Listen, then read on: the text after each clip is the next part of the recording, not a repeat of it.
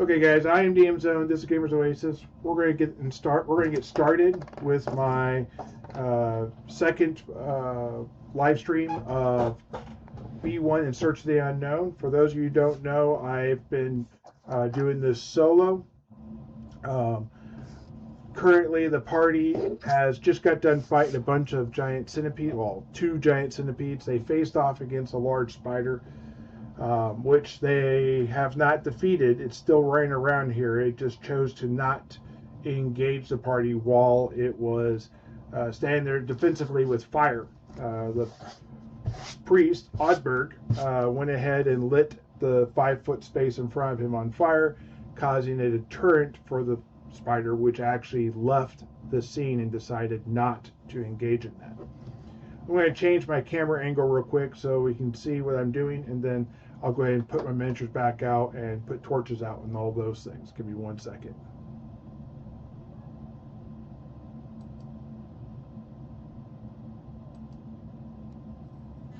Yay, went through first time, no problems.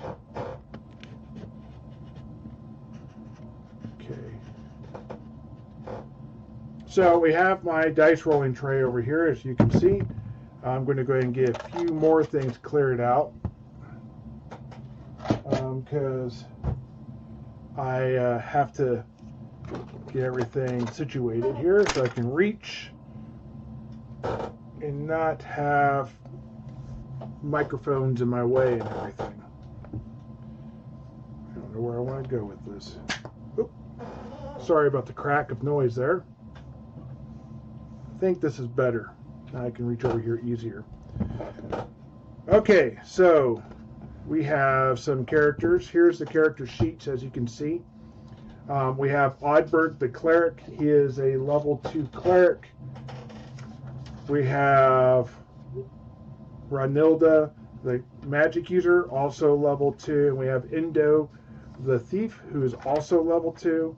Then we have the evangelist, who is a thief cleric combination class, and he is level 1 in both classes, if you don't know how that works in BLUEHOLMES. And then we have Awald, the cleric. So we have potentially 3 different types of classes that can heal. It's going to be a little bit for the evangelist to be able to cast spells. We are using B1, the 1980 or 79. My copy was wrote in 1980. This is a copy of the PDF you can get from rpgdrivethru.com.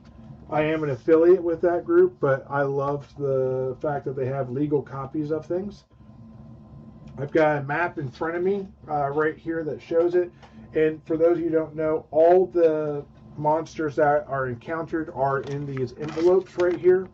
So I don't actually know what each encounter is. It's all a surprise to me as they go. Now, I will have the occasional sign of like monster or indicators. It's not because I specifically know that that creature is near me. It might be just because I know that creature is potentially a wandering monster, and I have those wandering monsters set up within this dungeon. I'm going to go ahead and put the tiles down though. So we were in an S-curve, kind of like this. This is not exactly it, but it's pretty doggone close. Let me see here, look at the map.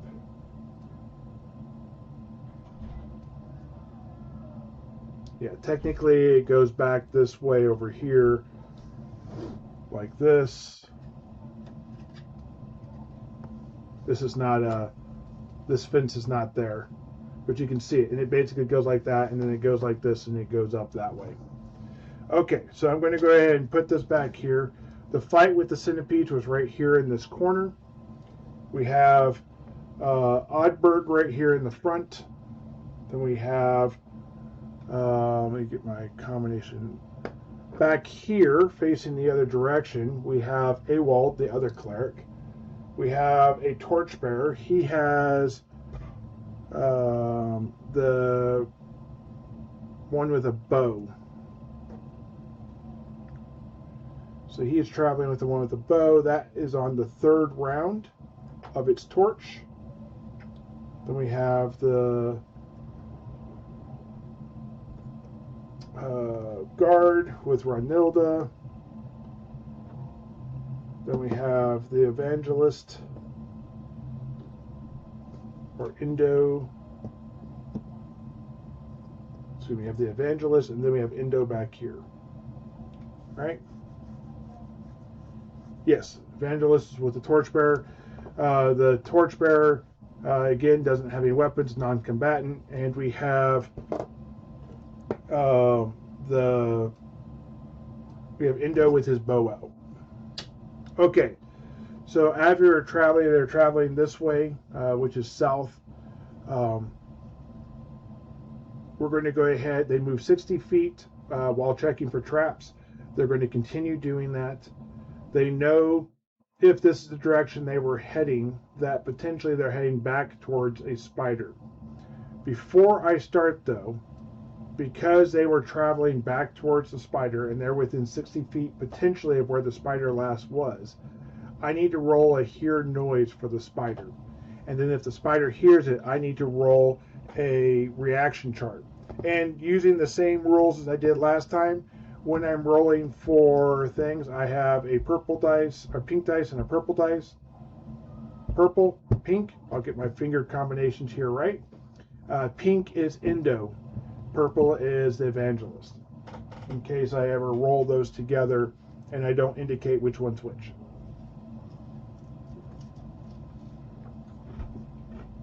Okay. Here is for the spider. That is a 2. So that would be a hear noise. Now I need to roll a monster reaction chart table. That is a 6.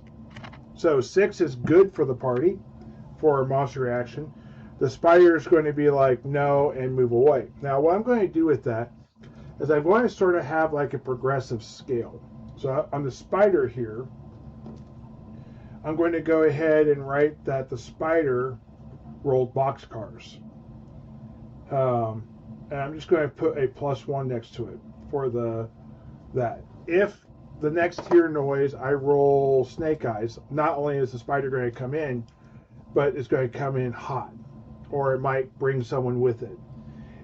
If I roll boxcars again when doing a monster reaction for the spider, I'm going to pull the spider off of a wandering monster, and basically it's going to leave the dungeon because it doesn't like the interaction. So we won't have that particular spider encounter. Also, if it somehow becomes a nemesis, then we'll go ahead and start figuring out that role.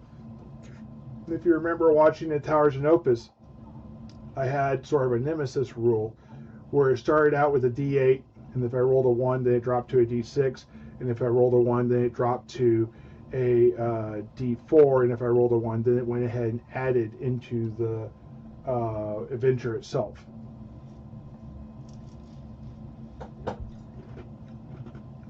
Okay. The party is going to go ahead and move forward. This actually is 40 feet. I'm going to stop right here at the Y, a little before it.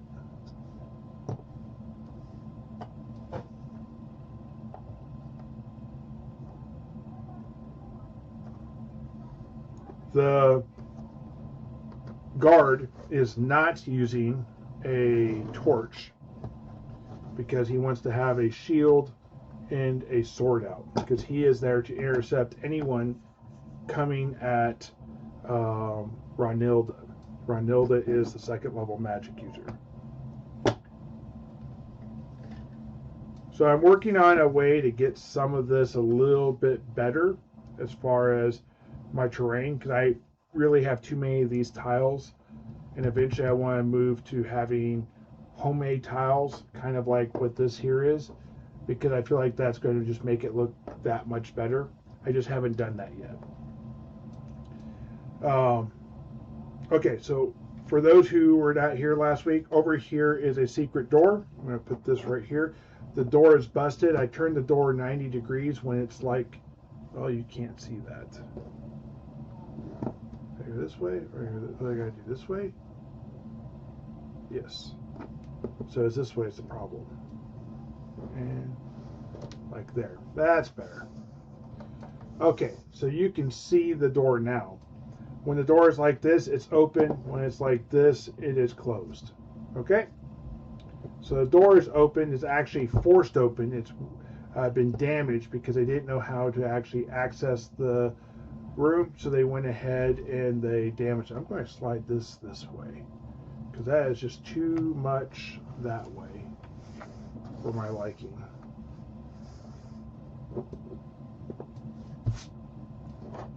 That's another thing I want to do. I want to get this so it's all set up on like a display a little bit better than we have.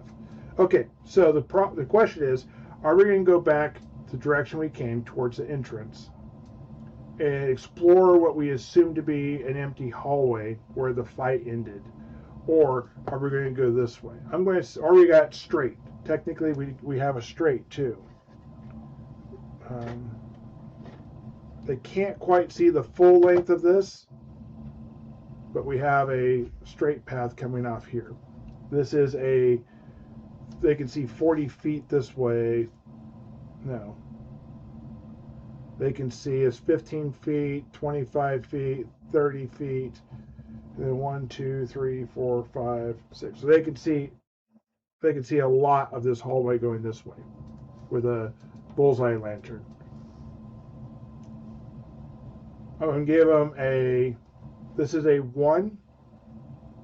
I'm going to say this is a 5, 6, and then 2 through 4 will be going south because they know 5, 6 was the direction that the spider went. And they're not actually that encouraged to go there. Maybe they are. Maybe they feel like if the spider didn't come out, maybe we need to go to its lair and figure it out. So maybe that's what they did. Okay. So we're going to go ahead and go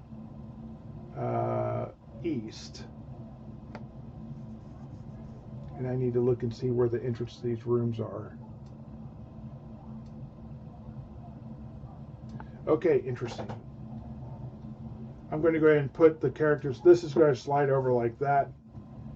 And I'm basically going to put it like this, kind of. Like that, like this,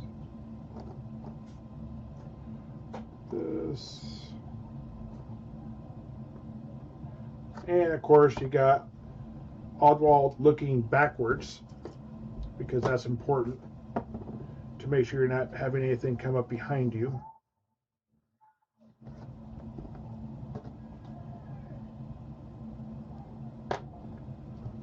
There was not anything really to search on the centipedes, so I'm going to let that be.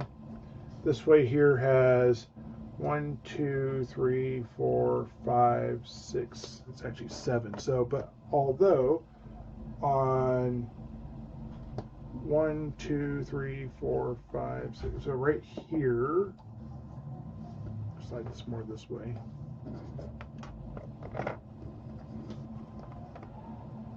At the 40 foot,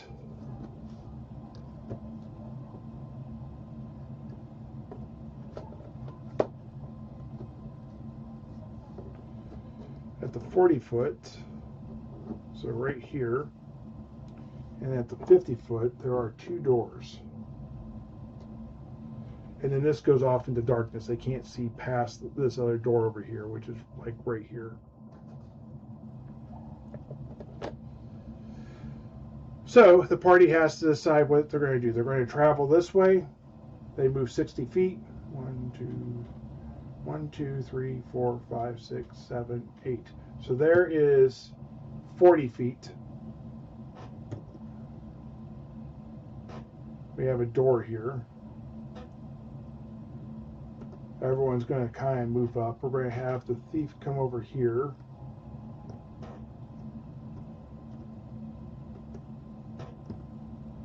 Thieves are going to check doors.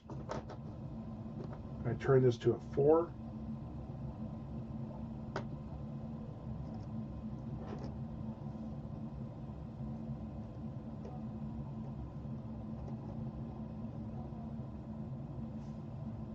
Move this a little bit closer.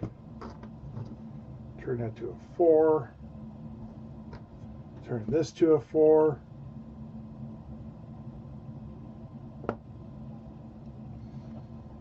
Hi and welcome. Glad you could join us tonight. Feel free to say hi if you want to. I do have conversations with people while I'm playing my game. I enjoy that part of it too. We're going to do a hear noise at this door, and then we're also going to be checking it for traps and to see maybe if we're able to open the door quietly or make a decision if that's what we're going to do. Here's for the hear noise. Again, pink is for Indo. Evangelist is going to go ahead and be able to tell if there's anything behind that door.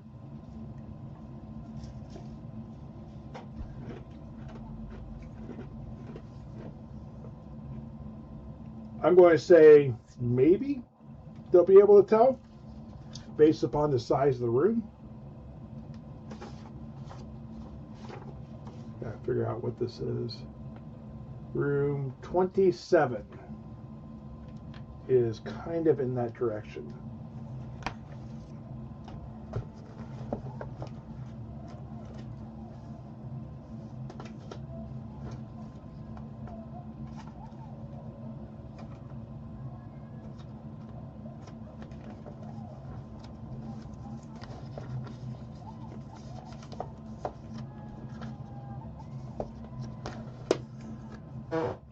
So room number 27,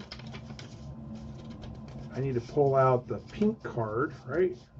That's the one that, the pink, the orange.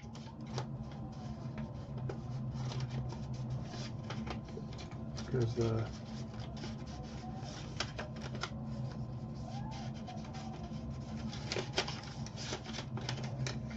okay. So I know what or if there is a monster in room number 27. We'll see about opening the door here in a second.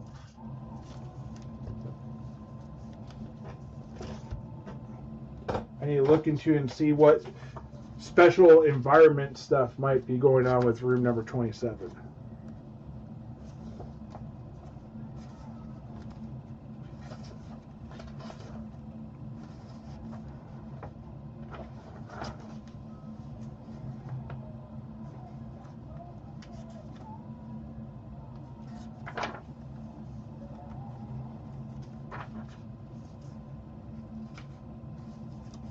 Really close right now.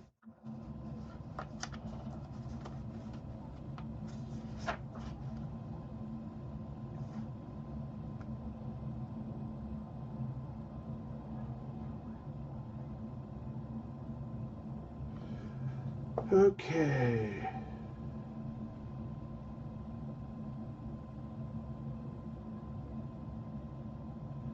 Okay, I need a quick cursory read over it. I'm going to say that the room sounds like it's an expansive, open room that has an echo to it. That there's the sound of water dripping off in the distance, and they don't hear any sort of creatures that are behind this door. I'm going to say that on a 4, 5, or 6, they'll check this door and see what's going on. Also, this room seems to come to an end. I'm going to put that on there now.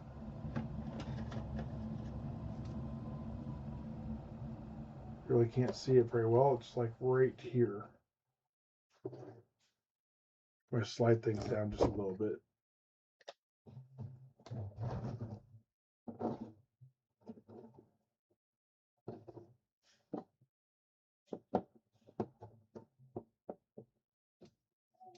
Here, right there. Torch and oops. Torch and torch. There we go. So they're going to slide over to this one. on a 4, 5, or 6. I'm going to say it's cocked. So 4, 5, or 6, they are cocked. I mean, it's not they are going over here. Essentially, everything just kind of flips. Everything moves a little closer. The guard's going to stand here at the door. Torchbearer's going to move up. Ronilda's going to move there. Everyone kind of moves up. They're not really trusting a door. Here's for the hear noise. Again, Evangelist killing it with that. I need to see if there's anything down that way.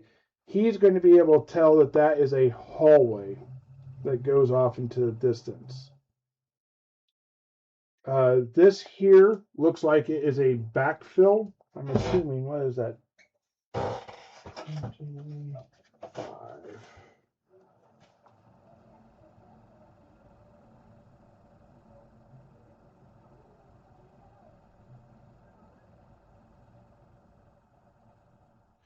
Okay, it's not backfill. This here is concaved and is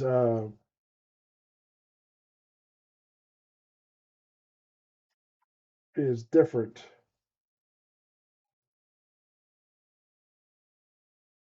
There is a tapestry hanging at the end of this wall on a concaved wall.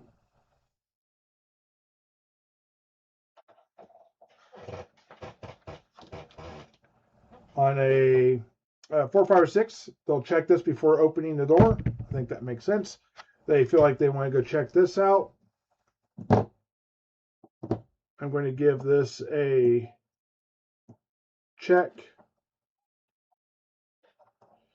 I'm going to say he goes to here. Ronilda's going to probably face this way. They're still going to face this way. Torches move around.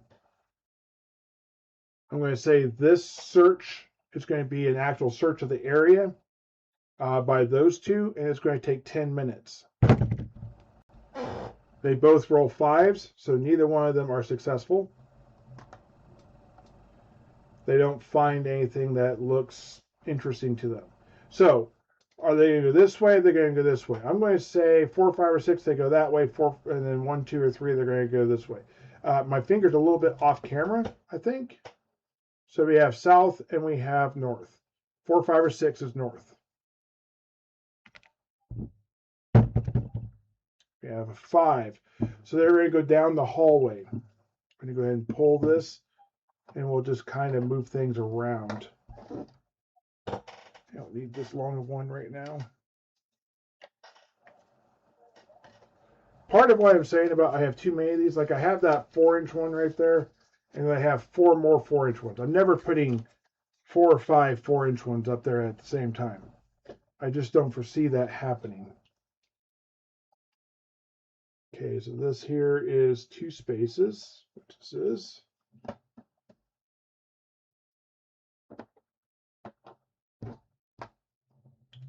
Pull this. I'm going to slide it this way.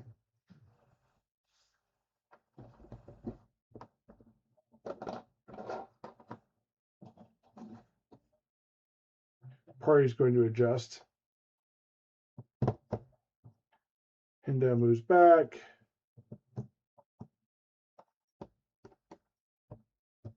Torchbearer.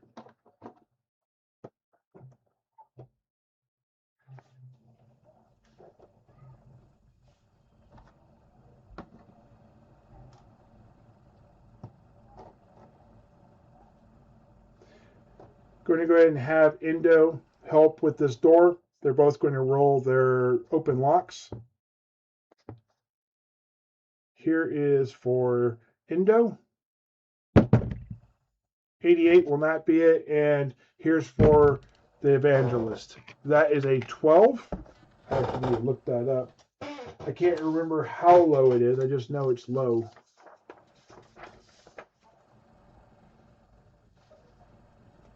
Evangelist has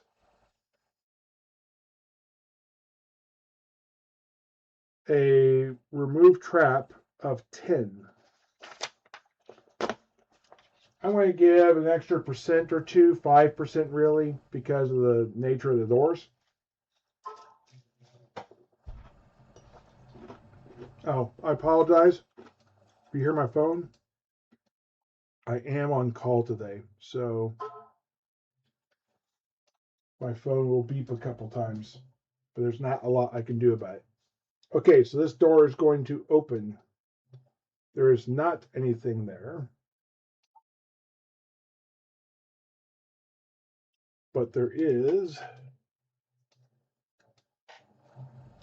not this stuff.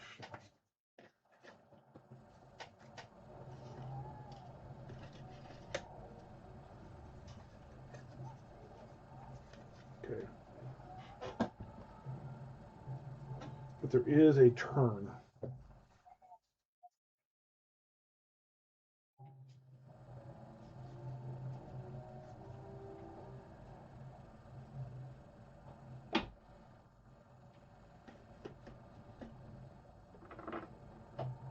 Okay. Party is going to step through. We're going to have these two leading the way, followed by these two. I'll just put this door to the side for right now. Then we'll have Ranilda and a torchbearer, and then we'll have that back there. Don't need this anymore.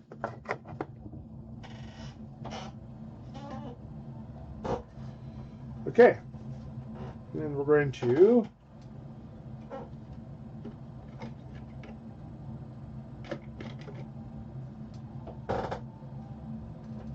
from here we have another turn, and I'm going to move this.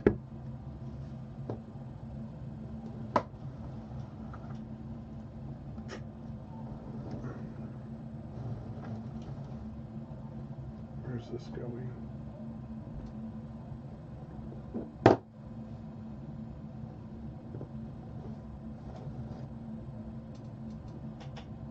Okay, so you can see that. We had the door here. This door is gone for right now. Torchbearers. And they can tell based upon the light that this goes off like that.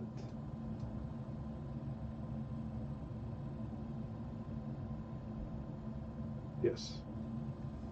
They're going to continue. So I got to get a total of 60 feet here. 1, 2, 3, 4, 5, 6, 7, 8, 9, 10, 11, 12. So they can get to here, which is perfect. And we got our next turn.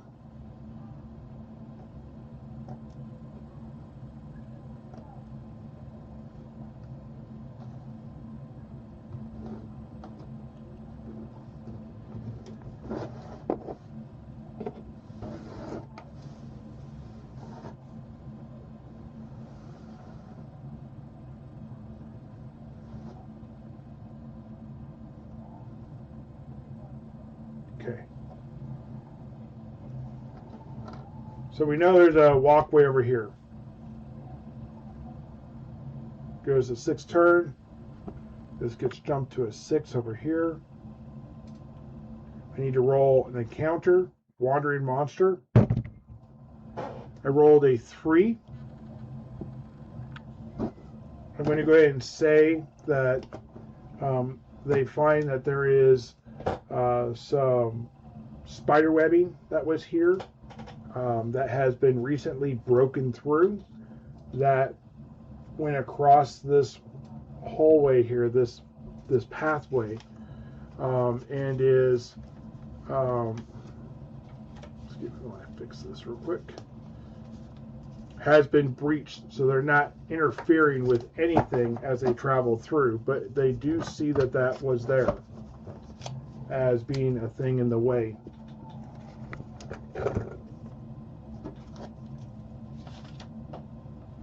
And then this one goes like this, and that is 1, 2, 3, 4, 5, 6, 7. Okay, so more feet than we are going to.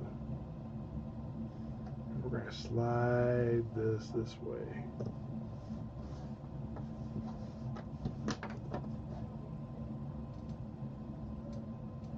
So we have that there. And we have no encounter. Party is going to continue. So they're going to continue another 60 feet. That means they're going to see. Okay. So what the end of that 60 feet looks like is this. So this is 40 feet here. So that makes 60 feet right here. Okay? I'm going to turn this to a 1.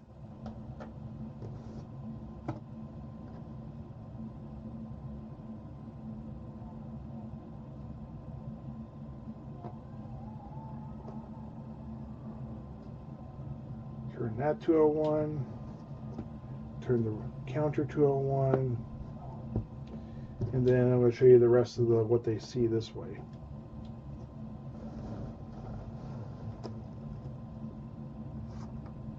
So a big long hallway. And there's a turn right here. Torchlight only goes like that. They can't see any farther than that. They're going to continue on this way. They're going to be nice and slow as they go around the corner. This room is 40 feet long, and there's a doorway at the very end of it. We're going to have the party come around, come up to the door.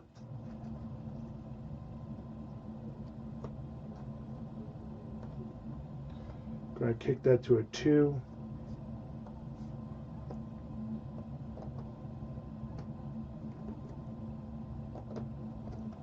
These halls are 10 foot tall, 10 foot wide, and they're made of like a smooth gray black stone.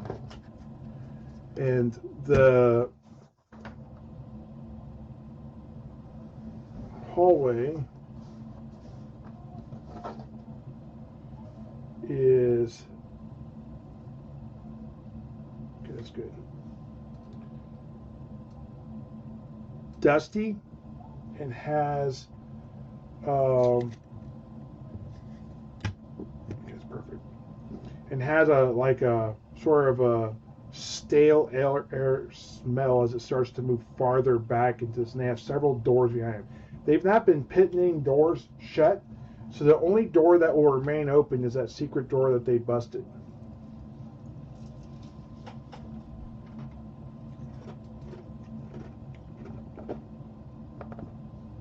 So that's an interesting thing too.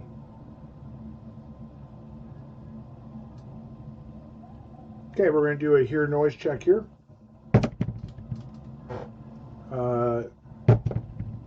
They both fail that. I'm going to see if they're going to pick it. Give it 5% more. That's cocked. So Endo is going to be able to pick the lock. Oh yes. I need to keep track of that. Endo. Pick. And then Ivan. The evangelist. I'm going to put pick. They have both picked a door.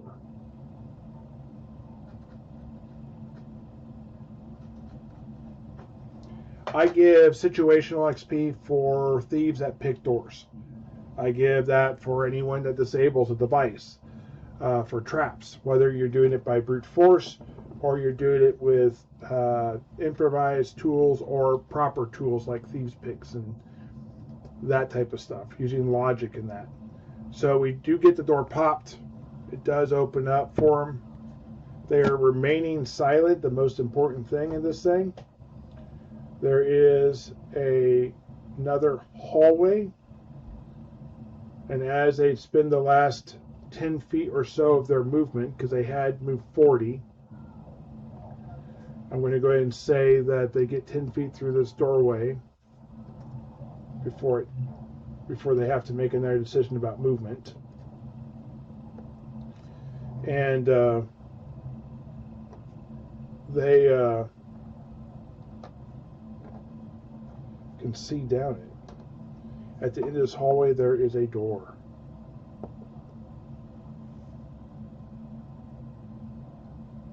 They've gone down a lot of hallways with a lot of doors. Let me look at something real quick. Room number 31. Dun dun dun.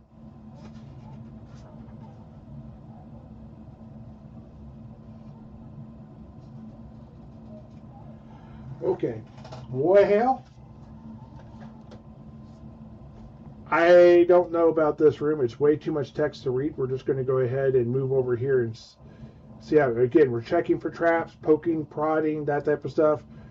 No traps through here. Not saying there will not be any traps ever, but they have not run into any traps. This here is his. I'm going to move this to a 3, which means we have a wandering monster encounter.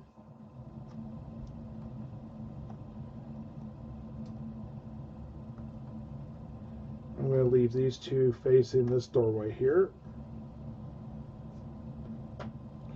Switch that to a 3. It's cocked, clearly. 4. Okay, so no wandering monster encounters, thankfully. Going to go ahead and do a hear noise at this door. That is a 3 and a 4. They do not hear any noise. We're going to go ahead, obviously, to go through it. I'm going to say, though, when they get here, there's a mixture of smells. There's a mixture of things that are going on. This room has like acidic smells, has like a burnt ash smell, has like a watery smell, like stale water. There's a bunch of things going on. Here's for to open locks. I'm going to start with Indo again. That's a no. Going to the Evangelist.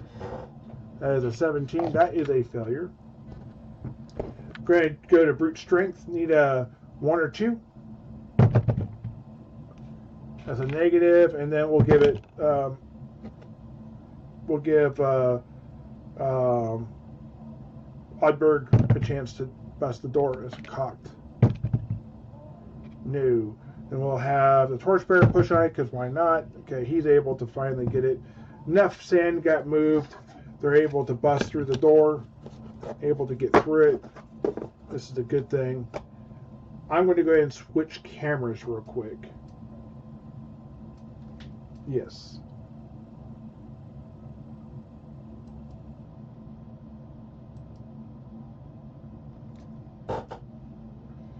Well, I described the room.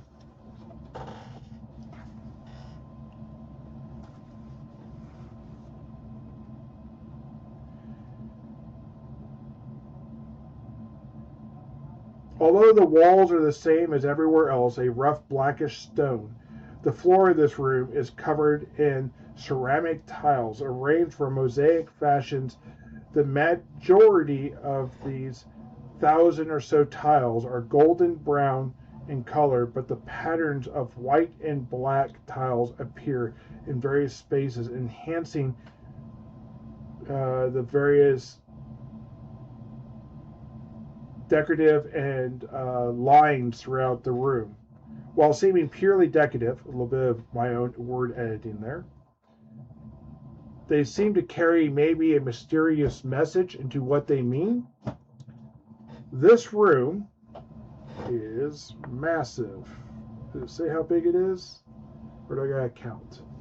First of all, it's octagonal, so it's sort of a diagonal room. And it's 1, 2, 3, 4, 5. So it's 50 feet across the southwest corner before it starts to cut in. By 1, 2, 3, 4, 5. By 50 feet. So it's the southwest corner of this room. Actually, excuse me. Let me go ahead and refrain from this. We don't have enough light to see this room. You go out 60 feet with a bullseye lantern, and that's all you have. And throughout the room, you see these tiles. You can't even see the far side of the room. The far side of the room, in places, to the south is more than 60 feet across from the doorway. As you head north, you can see that it kind of comes to a point, and that this golden brown tile is there. There are, in this way though, let's see here.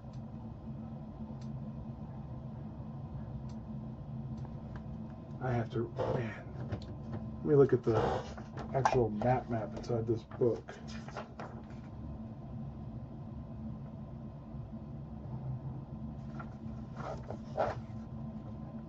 Oh my goodness, they try to use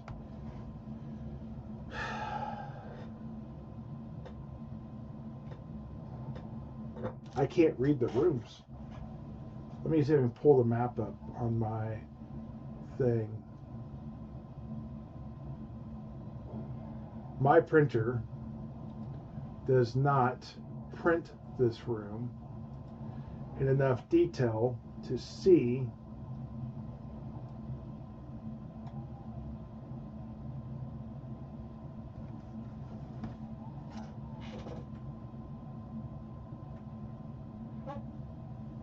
Okay, so we have, within torchlight, 4 objects that we're going to be looking at. These objects are all the same. They are 4 pools of liquid of some nature. And I say that roughly because I haven't read what these are. So for those who may be following from home, you have H, K, guessing that's G and J.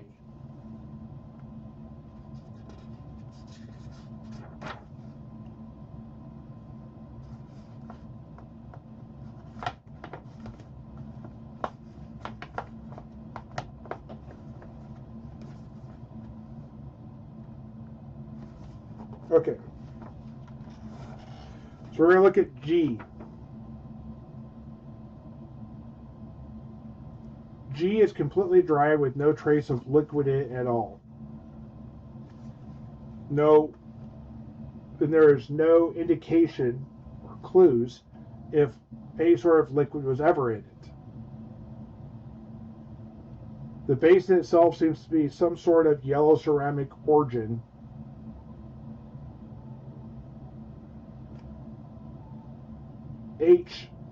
Pool H, seems to be very hot in temperature as there is steam that is coming off it and it bubbles.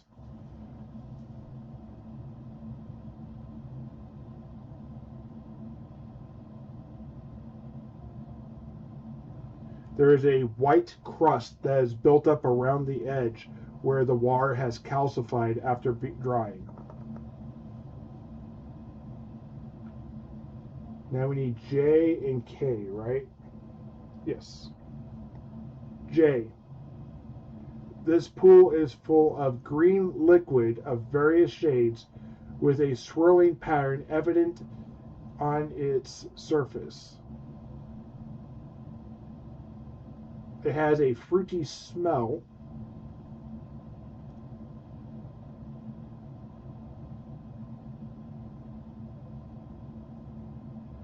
And K. K is a mostly clear to slightly green water looking pool, like that of a normal lake, shall we say. And there are numerous small fish inside it that you can see swimming around. Now, the party has not moved in. That's just what you can see from this doorway. As they move into the room, they're going to kind of loosely look into this. To the north of them, there are 4 other pools, which I'm not going to investigate yet. And to the south of them, there is 5 other pools they can see with their bullseye lantern. And then continuing west, there is 1 more pool. I'm going to say they're going to finish out this middle area and probably check out the pool just to the west of that, which is going to be pool number E.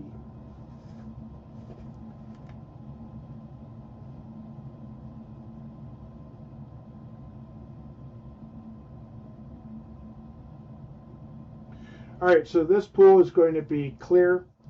It's going to not be hot like the other pool was, and it's going to be evident of this. I'm going to go ahead and do a community post, and we'll come back to this. I don't feel like me making a decision about what we're going to do is fair. I'm going to change the numbers, the letters, to a number system. I'm going to redraw this on my map over here, the one I got right here. And then I'm going to go ahead and describe the pools, and then we will decide if we're going to go through any more pools and which pools we're going to go through. So we're not going to do anything else in this room except maybe search and look around, and I'll go through that. But we're going to have some community posts put up where the party will decide how or what they're going to do with this and go from there. Okay? So there are pools A through N. So that is 14 letters. There's 14, N is the 14th number, or letter in the alphabet. So there are 14 different letters that are going to be here, and we're going to number these in a different order. I'm going to keep track of that so that people reading the book can't just tell me to go for the best ones or the worst ones and troll me. I mean, to a degree, you're still going to be able to do that because some of these are fairly obvious what ones they are, but we'll just play that by ear as we go.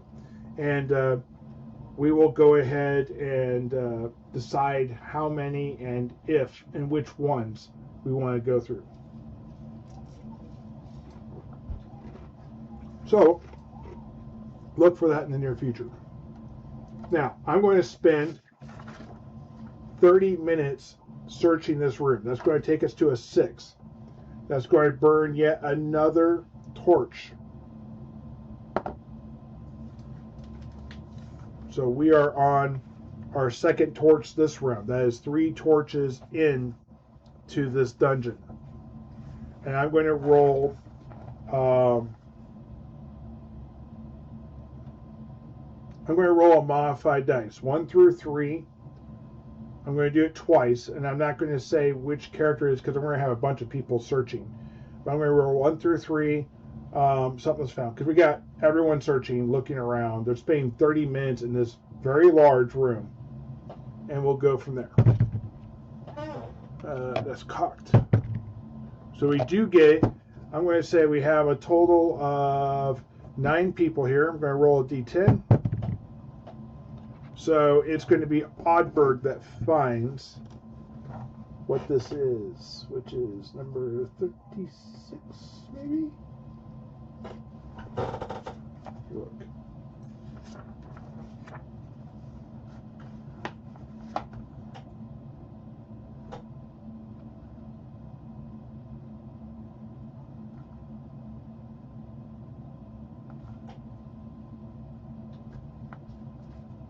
Oh, I didn't have my little dice thing up there. Sorry.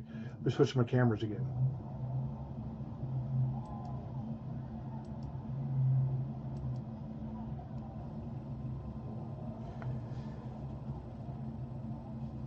So 36. Looks like maybe beef? I don't know.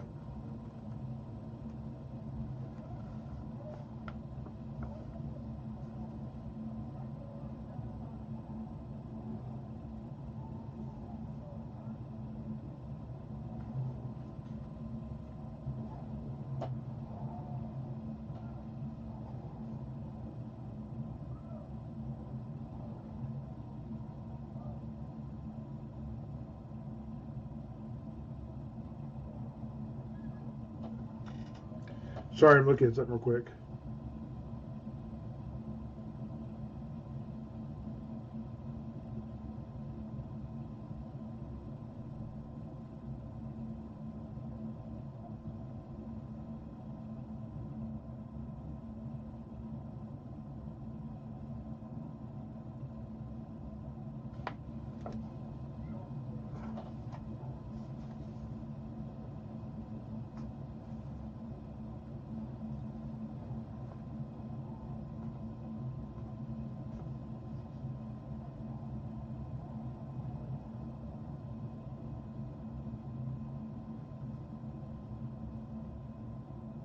I don't think that's right. I'm looking at something here because this room doesn't look right. The description doesn't meet the room.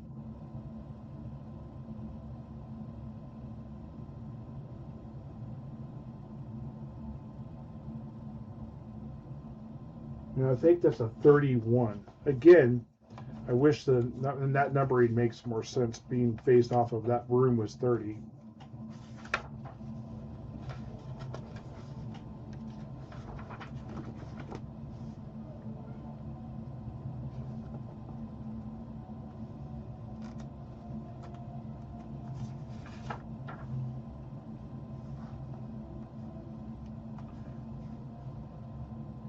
That's got to be room 30.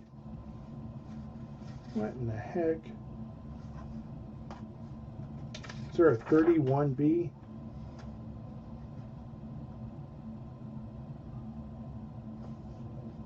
Like room, not a pool.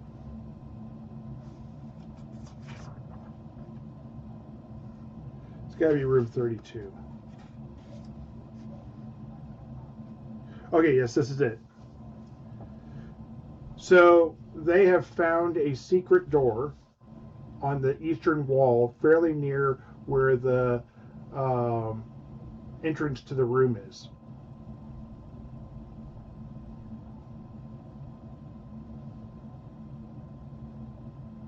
I'm going to read it real quick here if there's anything I need to know.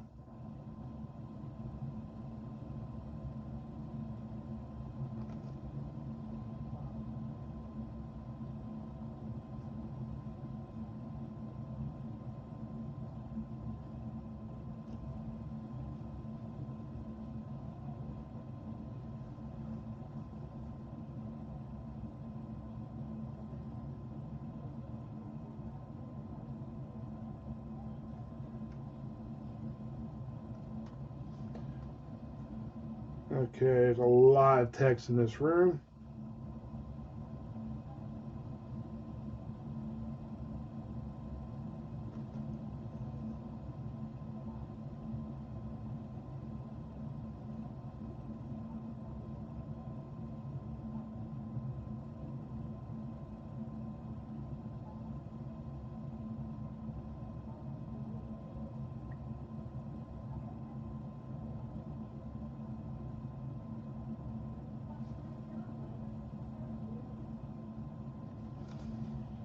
Okay.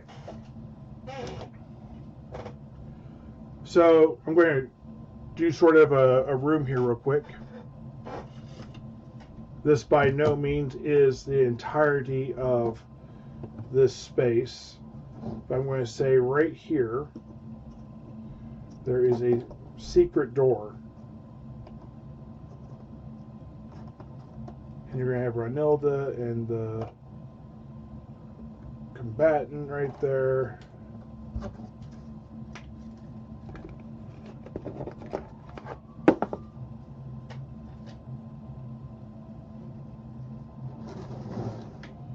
This.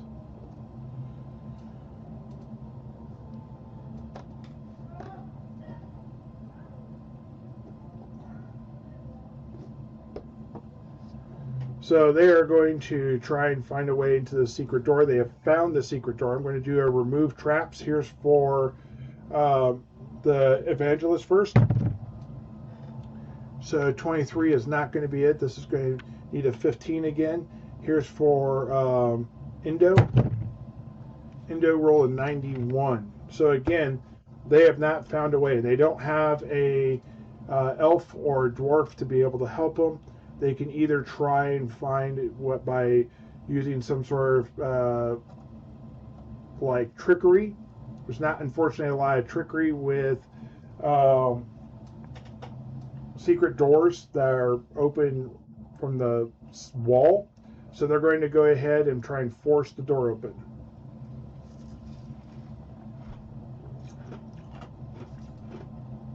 They'll allow the door over here to shut, which will hopefully deaden the sound. I'm going to make that a hear noise on a 1 in 6 chance, not a 1 in 2 for those that would get it. And anyone who needs a 1, if they're not within like 30 feet, I'm going to say they don't even see it. But we're going to go ahead and roll that real quickly here. Here's for the hear noise. So nothing heard that. There's not a lot in this area. Let me make sure of that. Yeah, there's only 2 rooms. 3 rooms. So if there is something in 25, I shouldn't have said what room it is. Takes a little bit of the suspense away.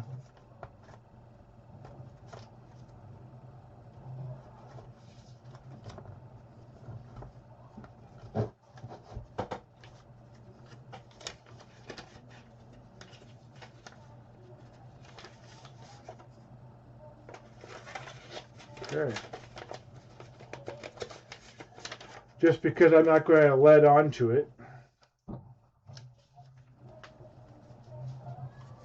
I'm going to go ahead and roll a monster reaction. All right, a pretty neutral number. I'm going to say that if there's anything there, they do not come. Too many walls, too quiet. I'm going to give them a chance to bust down the store with tools. I'm going to give this to Oddberg. Back to the Torchbearer. Torchbearer seems to be really kicking us off. I'm going to write down torch with sword, so TS. I'm going to put door times 2. Just because he's making a little bit of a name of himself being able to push open doors. So they're going to be able to open this door. It was loud. It was not very quiet. And they're going to have to make some decisions when they get in. They open the door. It's a plain looking room. There's a table with a chair, very base looking simple chair. And then there is a bed that has not much going on with it. There is some writing on the far wall on a plaque that is in a language that no one here is able to understand. I'm going to give a check for Ronilda. This is an intelligence check. She rolled a 16. That is higher than her intelligence, if I'm not mistaken. Let me look.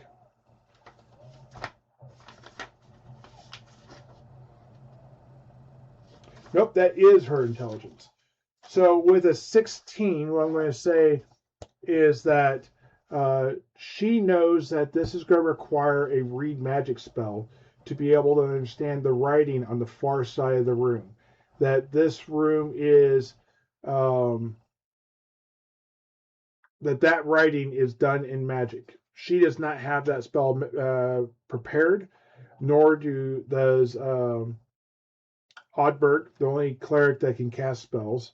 The thief is too low to be able to read it, so they're not going to be able to read that spell. But they can take the plaque down if they want. I'm going to say 4, 5, or 6, they take the plaque. They take the plaque and put it inside one of their large bags. They're going to move into the room. This room was actually this size. So let me go ahead and get a couple things here. I need, let me grab my stuff. The first thing I'm going to do is I'm going to flip this around. I'm going to put another, actually we'll just do it this way. So this room is 40 foot by 40 foot. And this door is now open. I'm going to say the thief moves in. Hindoberg moves in. Oddberg is going to move in. Torchbearer is going to stand at the doorway. Ronilda is going to stand out here unless she is needed. Here's the Torchbearer's light. And these two are going to stand out here and kind of keep watch from the outside. And we'll have those 3 go in. Now, what's inside there?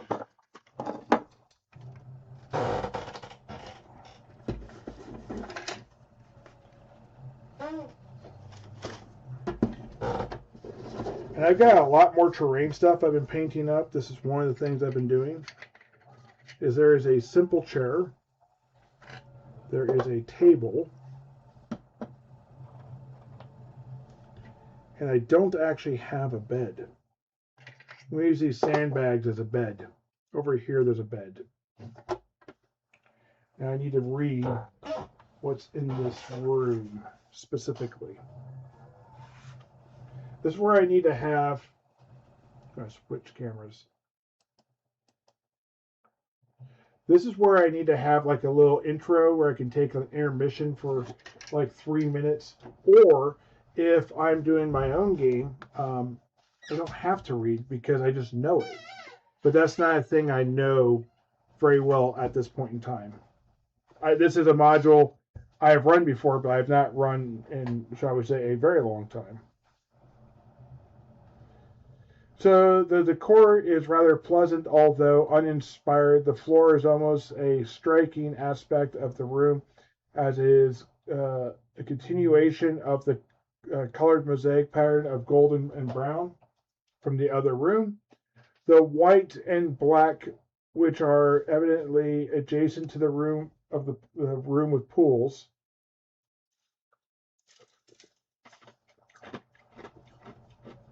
are also there.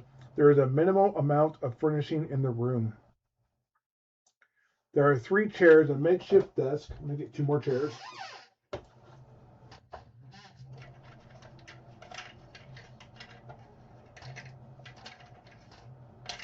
Oh, come on.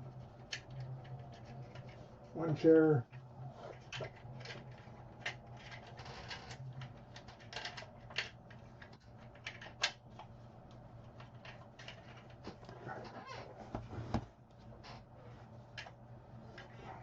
Try to do this from a distance. So there are 3 chairs.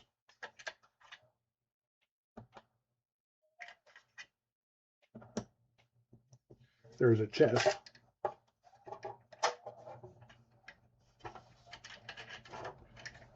This particular train, by the way, is from Dwarven Forge. It was like one of the 2000 early train sets that you could get pre-painted and whatnot. Pretty cool stuff.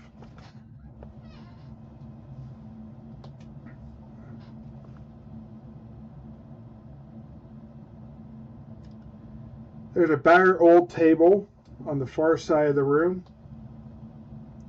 3 chairs, makeshift desk, so whatever. You get the general idea. I'll put a couple crates in here or something.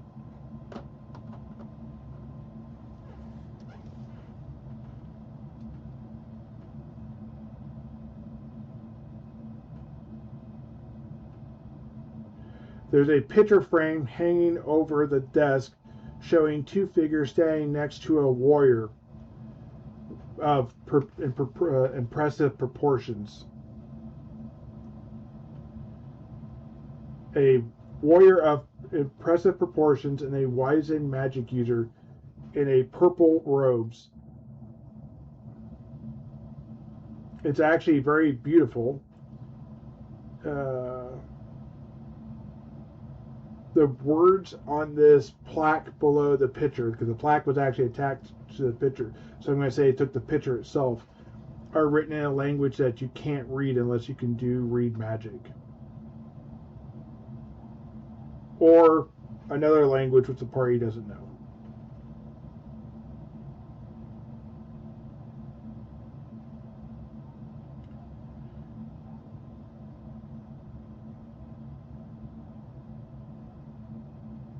Okay. The painting is actually rather large and bulky as well as heavy. When removed from the wall, if carried and undamaged, it has a value.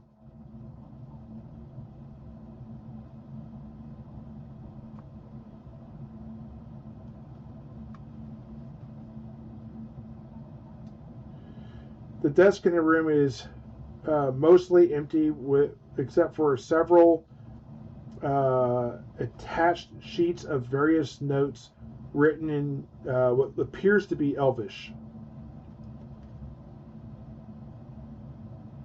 No one here can read Elvish. I'm going to say the party's going to see this as something to strive for, and they'll take those with them as well. There's a desire to know, and they are looking specifically for the letters of adventure. While they don't necessarily think this is it, maybe this is something to do with it.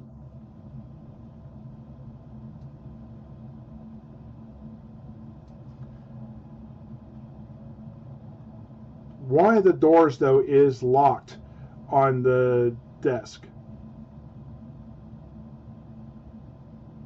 So we're going to go ahead and have the thieves start to do their thing. First, they're going to go ahead and roll remove trap to see if this thing is locked. That's just standard SOP.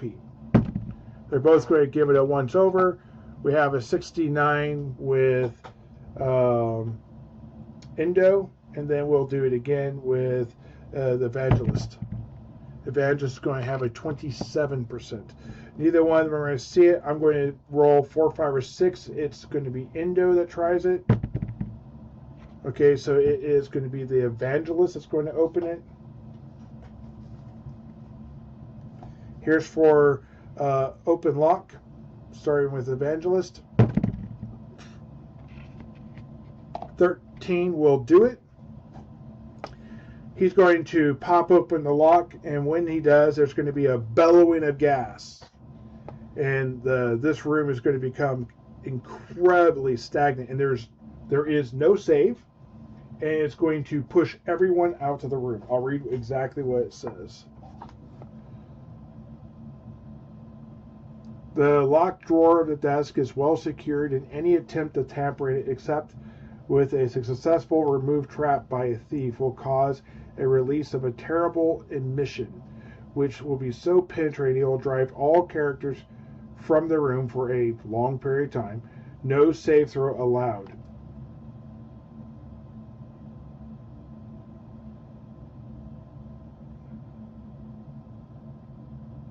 Okay, so everyone's going to leave the room.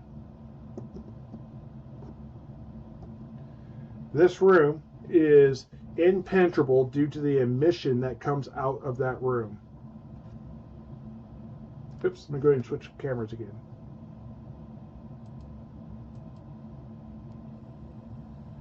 So they're not going to be able to go into this room because of the emission of this room. This room is just too grotesque for them. So we'll go ahead and make a decision. Are they going to wait to see how long this is going to go? Is it worth them waiting 20 minutes to see if the smell is gone? Or are they going to just kind of flee the room? Oops, we got someone talking to me here. Hey there, Modius.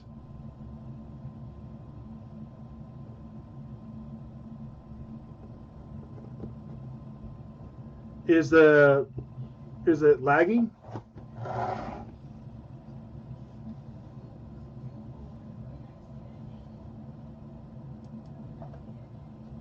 Is my live stream lagging, I wonder? Let me listen real quick.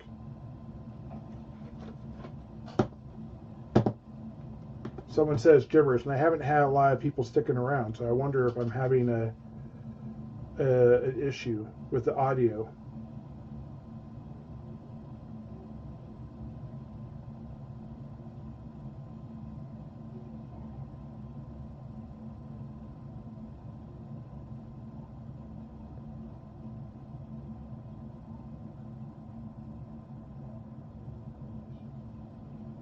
Nope, it looks like it's good. Sounds like it's going good. Yeah, so no one spoke Elvish, so it's gibberish. That's right.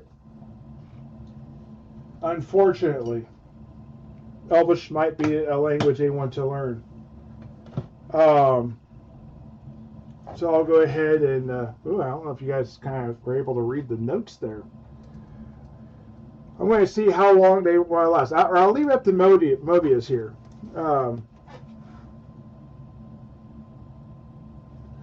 How long do you think I should wait before seeing if this will dissipate or if I have to leave and come back? Mind you, I'm at the start of another round of a brand new torch. This just spent 10 minutes looking, so I'm actually going to kick this over to a 1. Overall time in the dungeon, we're on the 13th turn, by the way, so 130 minutes. We'll give you a few seconds, and if you have a thought, you can tell me. If you don't, then I'll roll. Or you can just tell me you want me to roll and don't want to be part of that life decision-making stuff. Give me a drink real quick.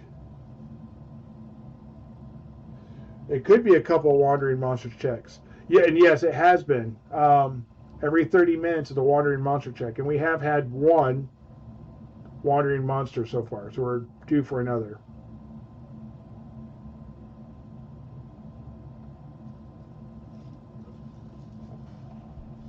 Hold your nose and run through. Sadly, I don't know if you can do that. I think I would give them a Constitution check to potentially do it. And I think that's not a bad way. So, could they move the desk out and hold their breath? I think that would be, I think that's worth a dice roll. I'm going to say anyone that fails, though, has a consequence. So it's completely arbitrary. I'm going to say those who wish to do it have to make a Constitution check to see if they can make it. And if they can make it, then they're fine. And if they make it in and out, they can get the desk out where the locked drawer is. If they can't get the desk out and they fail the roll, I'm going to say they suffer what would be essentially equivalent of exhaustion. I'm going to give them -1 to hit on the first time they fail this. And I'm going to say it will last for as long as the gas or the emission would normally last. And they don't know how long that's going to be. I think that's a good way of doing it. I think that's going to be a good way. So I want to look at who's kind of the more hardy constitution-wise, because strength is not really a factor. Oh yeah, I'm turning this down. I was painting earlier, and I wanted it bright. Actually, I gotta leave that back on and turn it off. That makes it easier to see the dice rolls. So, high constitution, we have Oddberg. He's got a 14. Ronilda has a 12. I'm not going to... Well,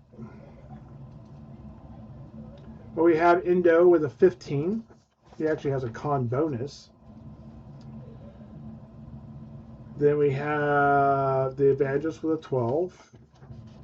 And we have Oddwald with an 11. So I'm going to say Oddberg and Indo are going to be the ones to do it. It's going to be a check to go in, and I'm going to have them roll a combined strength.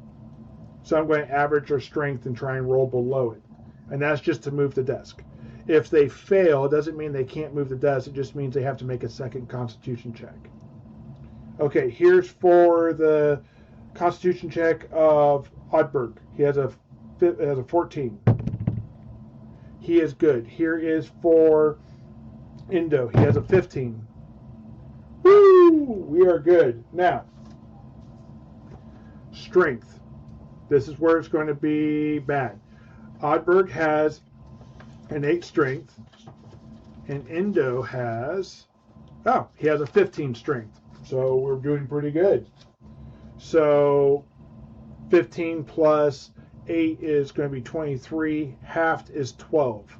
So they have to roll below a 12. That's rounding down. To 11 is rounding down. They have to roll 11 or less to make it out in the same turn, same round of combat minute. If they fail, they have to make an air Constitution check. 2. I guess it's meant to be.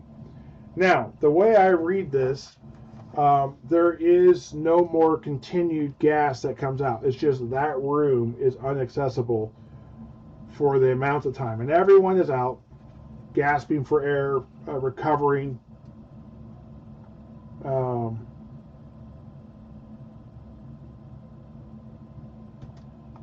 The chest door can be relocked, which is something they know now, but the trap is not reset.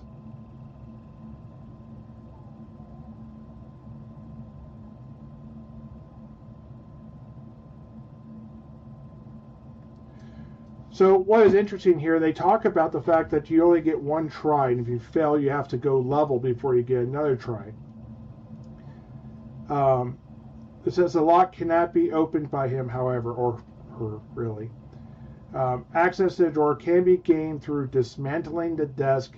This will require heavy blows from some kind of weapon due to the noise. An extra wandering monster check must be made if this occurs. So talking about how noise is used to attract monsters and how that can sometimes happen, which is a really good, it supports what I've been saying this whole time.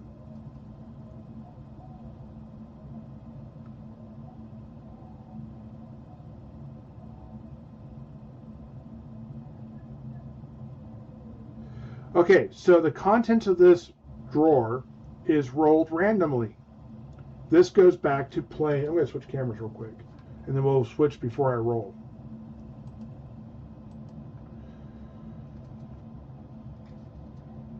So if you remember back a while back, I talked about the fact that this dungeon is meant to be renewable. It's meant to be random. You can randomize things. That's why I'm using these envelopes right here, as you can see, which are numbered 1 through 56 for the 56 different rooms in here. Oh, goodness gracious. I forgot, speaking of which, to check into the room. This is room number 32. We might have a late encounter check.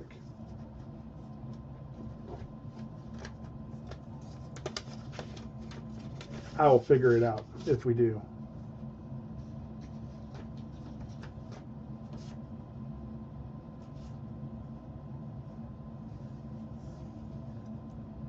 Yep. Straight missed it. Okay, let me go ahead and interesting. Let me get back to this, and we'll come back to what these cards are. Okay, so there is a randomization that can be found within this dungeon, and one of the ways they did that is they randomized what you find inside this particular dungeon. I'm going to put those up there because I'm going to need that back in a second. And this can go back to being over here. And more importantly, these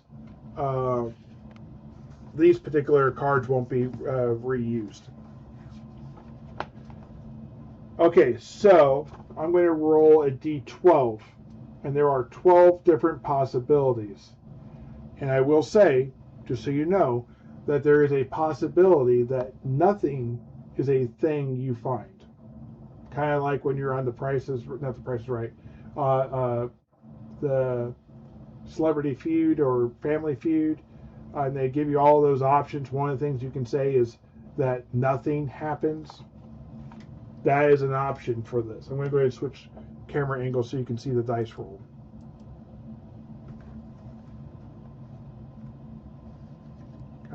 There we go. Now, also, one of the things I'm going to do is I'm going to go through in a video after this and talk about all the potential that could be found in there. Now, you only get this roll once. It's not going to happen more than one. I can't reopen the drawer and find more things, but this is a thing that could be found in there. Here's for the dice roll. 1. Okay, so you open the drawer, locked inside the drawer, and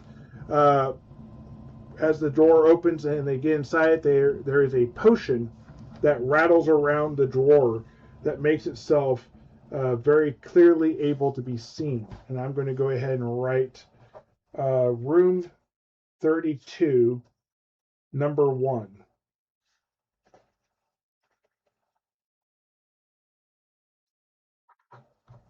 So I know what that means. I'm going to put potion. Okay. Now, I'm going to do a little bit of retcon in here. I'm going to say that there's a 1 in 6 chance that the potential loot that was in there is also inside this drawer. There's going to be a 2 in 6 chance that it's inside that room. That is a 2. So, on the bed, they didn't see it until they went back for the desk and they were scrambling and moving things. They heard the sound of a chainmail shirt slide off the side of the bed and fall on the floor next to the bed. The question is, are they going to go back in and get that chainmail shirt and look at it closer? They can tell from the door that it is not tarnished or rusted out, so it's going to be a decent one. If Mobius has some thoughts, I'm going to read some of his comments. He can tell me whether or not I should go in there.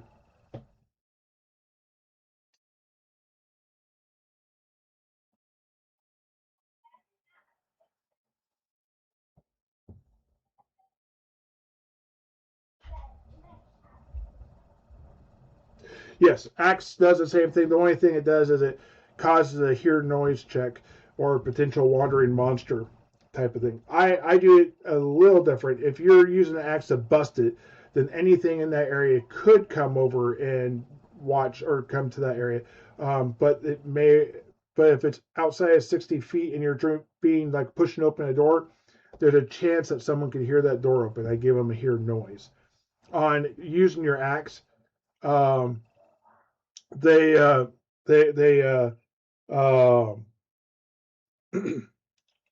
and just like pushing open a door, you get a hear noise. Using your Axe is pretty much automatic because you hear these bam, bam, bam. The Orca broken potion. All right, so they are going to go in and get this. So we're going to have someone that could wear this. That makes sense to me. I don't think the person who should risk this should be a person who can't wear the chain shirt. The question is,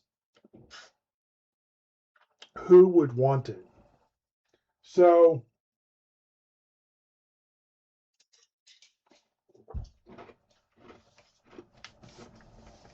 Oddbird has plate mail. He's not really going to care about a chain shirt.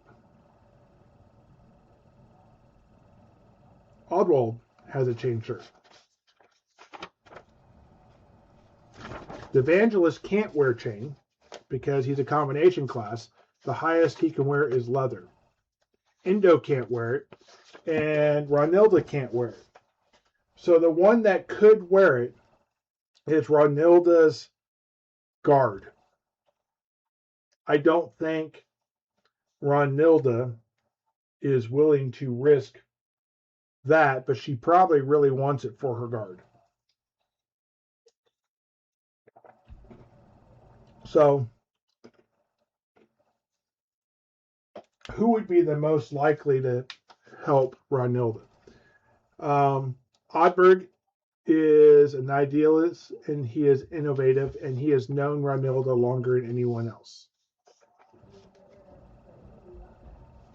Looking at Ronilda, she might go in and get it herself. She is experimental, but she's pessimist. I'll give her a roll.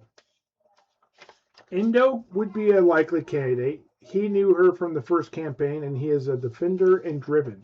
So his defending characteristics might push him that way. And I have not rolled the secondary things for Oddwald or the Evangelist. I need to roll that real quick. Where's my sheet for that? Do I have that back here?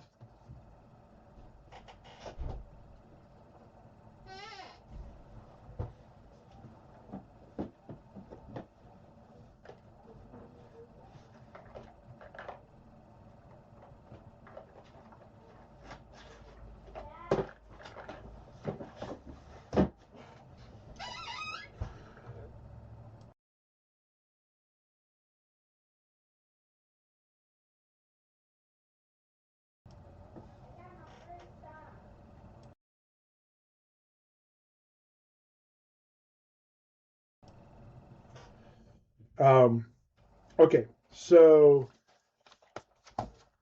I think I'm going to give. I'm going to do that roll later, but I'm going to give Ronilda a 2 in 6 chance that she'll go and do this herself. No, I'm going to give Indo a 1 in 3 chance. No, I'm going to give the other two, Oddwald being a purple, and then the evangelist being, well, we'll do the evangelist purple and Oddwald being pink, a 1 in 6 chance without rolling, without looking. So we are going to have evangelist go in there for her and get that. He has a constitution of 14. That makes a lot of sense. It's not going to require a strength check. Here's for the constitution check. That is a 6. He goes in like the big dang hero he is and gets Ronilda this suit of chainmail. I'm going to mark this down as a thing. Give me a second here. Oh, here is my thing I was looking for. We'll do the personalities. But first, let me switch cameras.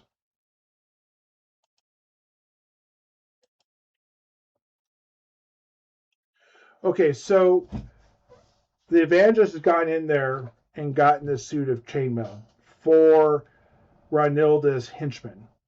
That's going to give, if this suit works out well, this is going to give that henchman a modifier with the evangelist. It's also going to give Ronilda it's going to give him favor with Ronilda too. And I'm going to say it's going to affect both of their like inter-party relationships, and that this will mean that she will be more willing to assist him in the future. So he kind of bought favor with this, if that makes sense. So the evangelist,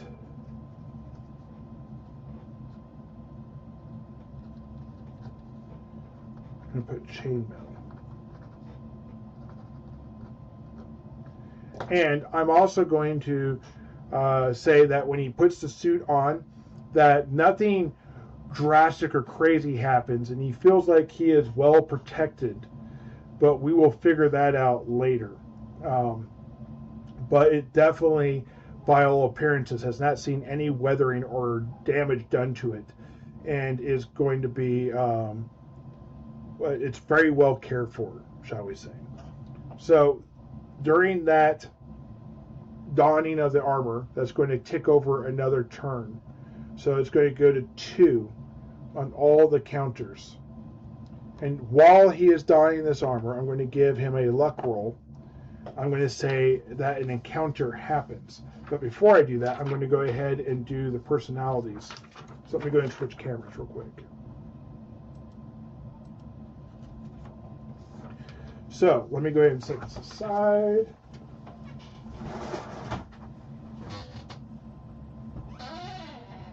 Here is the encounter rolls for Evangelist. I'm going to potentially have a reroll in here if he rolls something that would mean he wouldn't do what he just did. So he rolled a 10. 10 on the first one is altruistic. Well, I think the dice were speaking to me.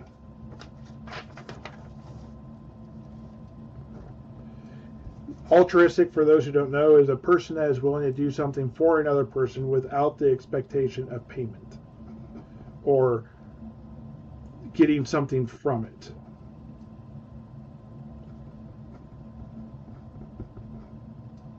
And then his other one is 1. He is calm.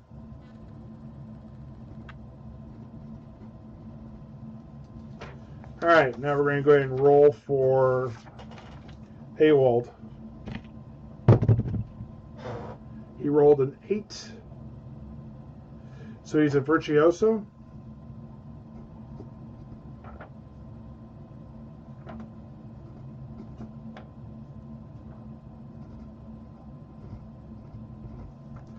And 11. He is enduring.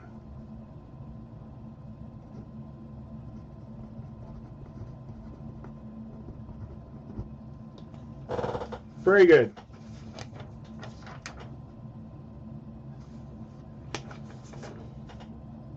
And those both make a lot of sense. Okay.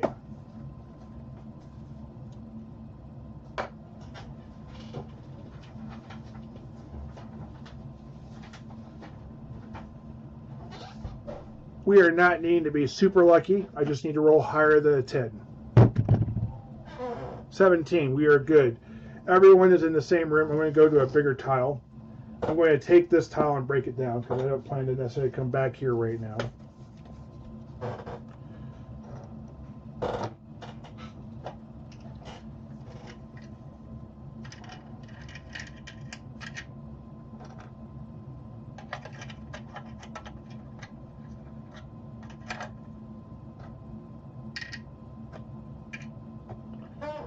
That will go over there. This can shut again.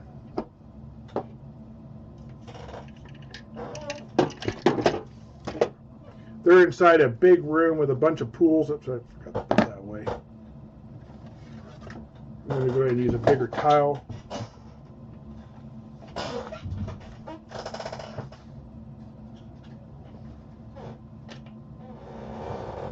Put this away. I'm going to go ahead and put this out here. I'm going to have this thing over here.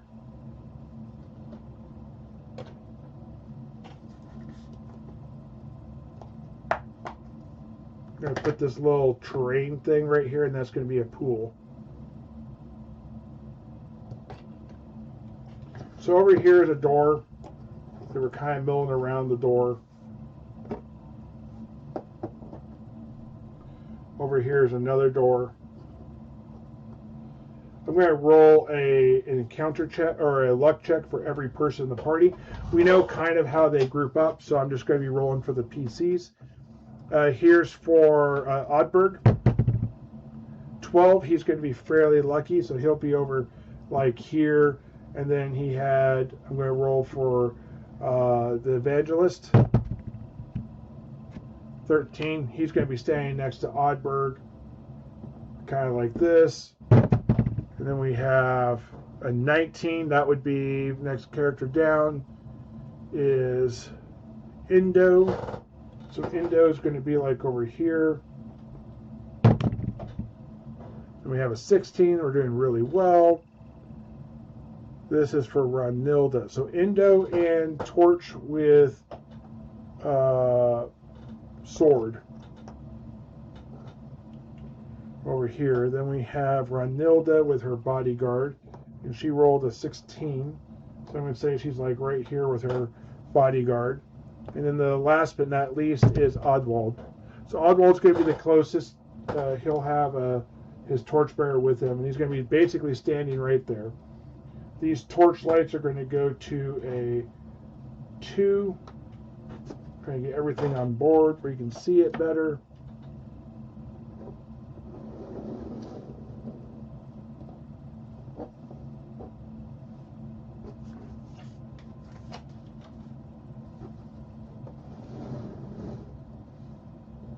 Okay, so here is the hallway they came in. Here's the secret room. Okay, this door is forced open. This door is shut. I'm going to give these 3 a hear noise. Pink is going to be Oddberg in this case. Purple will be Evangelist. Evangelist will hear it. Here's for Oddwald, or not Oddwald. This guy here, Oddwald, yeah, not Oddberg. So Oddwald didn't hear it, Oddberg didn't hear it, and the only one that heard it is the Evangelist. I'm going to give the Torchbearer a 1 in 6 chance. No. And he is not going to hear it. But we have an encounter. And it's a D8 plus 1. 2, so plus 1 is 3.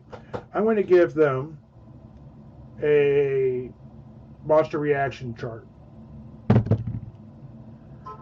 For whatever reason, they are going to be hateful and try and attack. I'm going to give them a luck roll to see if they have a ranged weapon. They are lucky. So they're going to try and pot shot from the door. And we'll see what it's going to. I'm going to see how many have a weapon. A D3. So all three are going to have weapons. I'm just going to roll little sniping attacks, and we'll go into what these things look like in a second. I'm going to say we have 4 options. So this would be a 1, 3, 4, going that way. So 4, they're going to go after the evangelist. Here's for the first 2. We have a nat 20. Uh-oh. And oh my goodness, the evangelist, dude, you just got your benefits. Why do the dice like this? Why do the dice hate people like this? I have 2 hits, one's a nat 20. I think the evangelist is going to die. I think these creatures are going to do the thing they want to do. They hit the one person that saw them, and there is like no save throw against this. Okay, well, here's for damage. If I roll high, it's not even worth really looking into this, but here's for the damage. All weapon, in BLUEHOLME,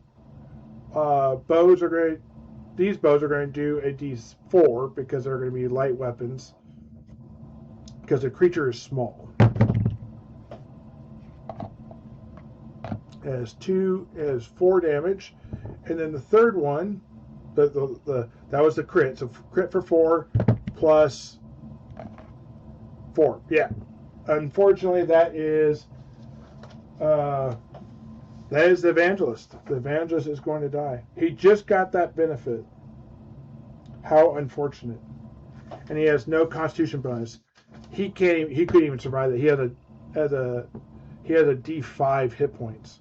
So he would have that would be rounded down. That'd be a 2. So he has 2 hit points. Yeah.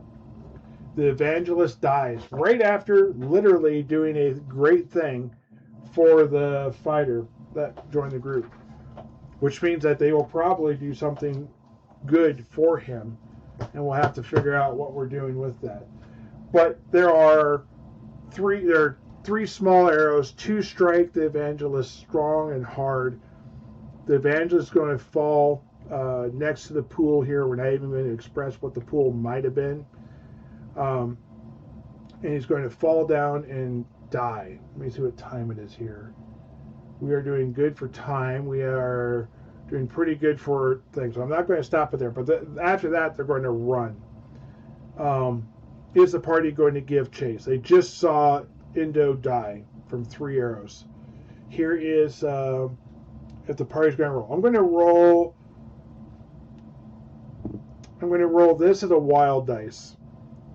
So extremely high on the pink dice is going to be like a wild dice, but we're on a we're going to say on a 2+, they're not going to run, because chasing creatures down a hallway when you're heavily armored is a bad idea. But the wild dice could mean something else. That's cocked.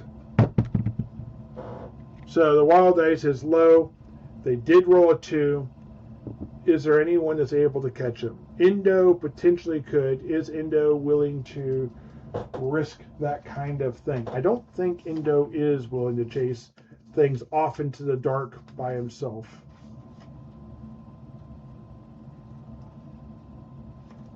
But I am going to give him a run. Now, unfortunately, those creatures are faster. Except for faster than Indo, but Indo can't get there. Indo does have a bow. So Indo, I think, is going to go here with the torchbearer. Torchbearer will go at least that far. And he's going to try and shoot 1. Here's for a dexterity check. 17 will not be enough. We're going to roll dexterity, see who actually goes first between the creatures, which are small reddish brown looking creatures that are about 2.5 to 3 foot tall. The party would know these as kobolds, at least Indo would. They have run into that before. Here's for the dexterity check of the kobolds. They roll low. They roll lower than the party. The Indo will get another shot before they leave. An 8 still will miss, maybe. So Indo has not enough dex to get a bonus. He only gets +1 for short range. So that's not enough to even get to 10. So that will miss. He can't even hit AC 9. That hits AC 10, which is higher than what the creatures are.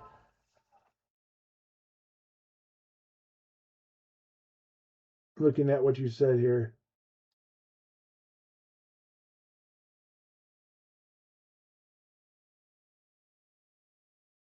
Right. Yeah. So unfortunately, when I pulled that card, number 3 is a D8 +1 kobolds. And then I have the item, which I'm not showing you what it is, right here on the back of this card. But yeah, so that was unfortunately what happened. I didn't catch it at first, so I had it show up a short delay later. So yeah, that's really unfortunate that Oswald went ahead and died. Now, they didn't hit. The kobolds ran off. There was only 3 of them. Is the party going to go ahead and leave now? I'm going to give them, they got a long ways to go. They have some decisions to make about these pools, probably some studying. Is the party going to leave now and come back? I'm going to give them a 4, 5, or 6. No, they are not going to leave. They're going to continue. There are no other rooms or doors coming back here. So they're going to cautiously head out.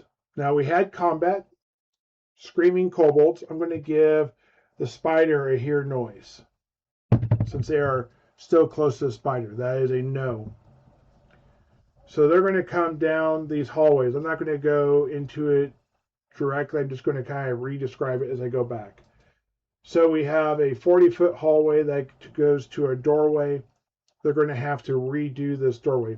They happen to catch this first doorway coming out of this room here because the kobolds were going out and they got it before the door shut. Is Indo going to go to the next door? Is he willing to go that far? And will the torchbearer go that far? So he is not willing to go that far. He's going to stop here like a smart second level thief might be. And they're going to regather, put themselves together. Indo will move up and the torchbearer will be by himself in the order of progression. I'm going to use the bathroom break and I'll be right back. And then we'll go ahead and start backtracking our way out.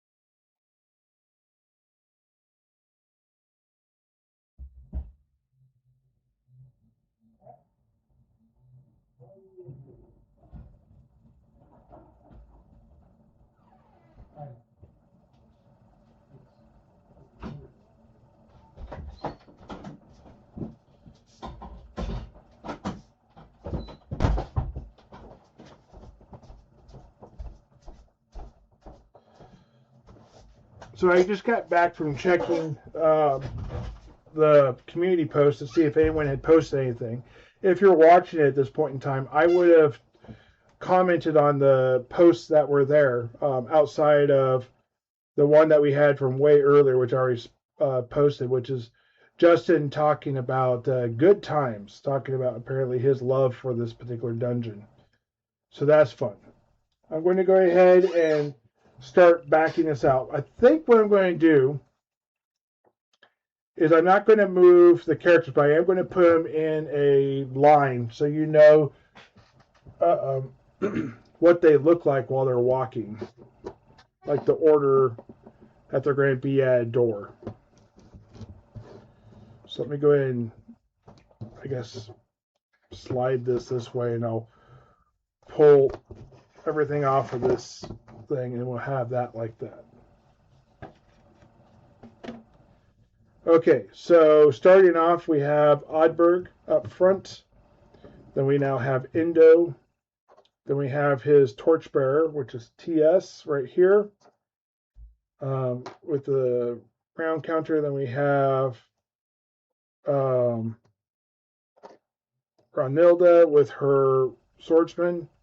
And we have back in the back here, we have Oddwald and excuse me. I got this backwards. TS is with sword and TB is with bow. And they're going to be traveling this way, in case it's not obvious. I'm going to go ahead and describe the room as they leave, and then we'll be checking doors. You can see I still can roll over here, and you'll be good there. And then we'll go ahead and keep track of this as we go. Okay, so they're going to go back. They're not going to check for traps on the first door heading south. They know that not to be there. I'm going to go ahead and roll for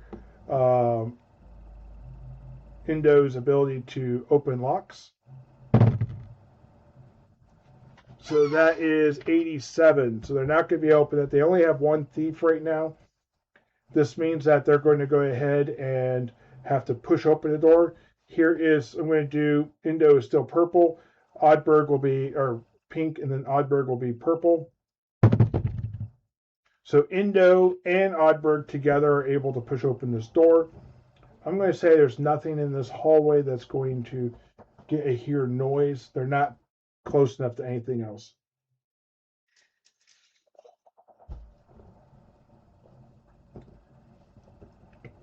And then they're going to travel another 20 feet down that hallway, taking this to the third round. Now I need to do a wandering monster encounter. 6. They do not have a wandering monster. They're going to continue another 60 feet down that hallway, still checking for traps because you never know how things are. Or do I want to risk just moving 120? They've been down this hallway. I'm going to say on a 2+, they move 60. On a 1 or 2, they're going to risk it, and they're going to go 120.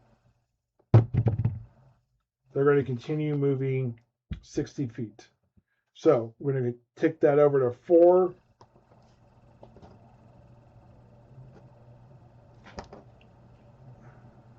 Is that here? Something.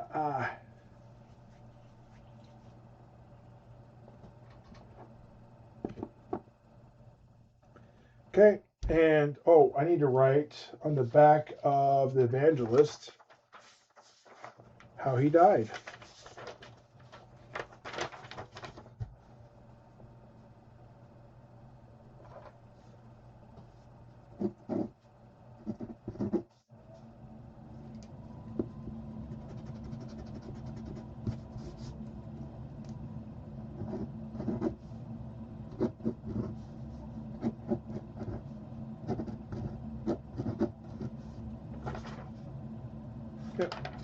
Evangelist died to kobolds.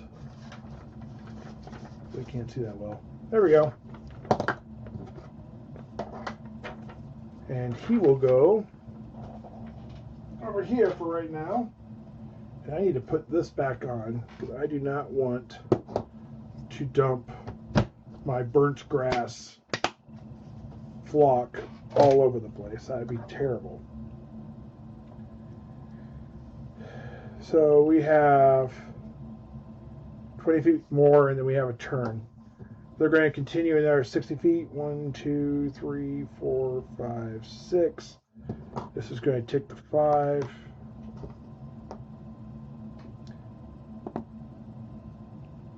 They're going to hear kobolds off in the distance laughing, potentially, as they run off, continuing, because the party is definitely something they can hear.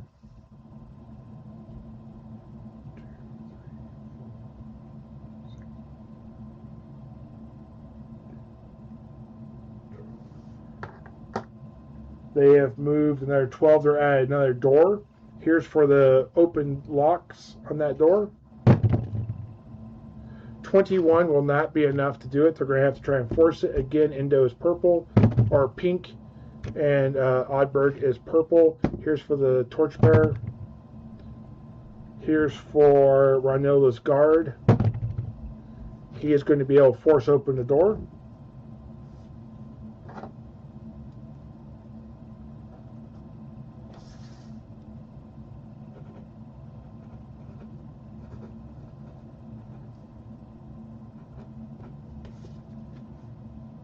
Okay, and now they're going to have to choose. Are they going to go back towards the secret door where they were, where the door is wedged open? Are they going to go south? Are they going to go back north a couple directions? Or are they going to go through that door to the south that they listened to earlier? So let me do a list. We have north, talking about the hallway they came down, so back the way they came. Then we have south. And then we have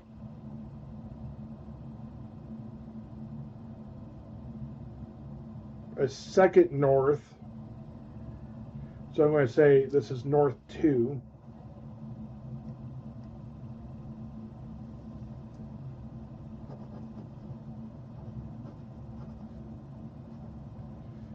And then I'm going to say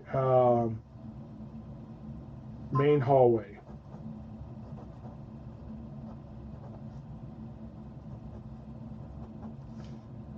Or we have south. 2. And I'm going to say it's going to be bigger at D6. So let's figure it at D8. So we have a 1, and we have, I'm going to say 7, 8 maybe. I'm going to say the main hallway is a 6. This is going to be a 5. And the most likely one is going to be this one. So 2 through 4. Now, let's go a little bit less. 2 through 4. I like that. Roll a D8. 7. So they're going to go just shy of the entrance, the secret door where it's broke, and they're going to head south. Very good. So I'm going to have them come up to a cross section. And they were heading west, so I'm going to turn them around.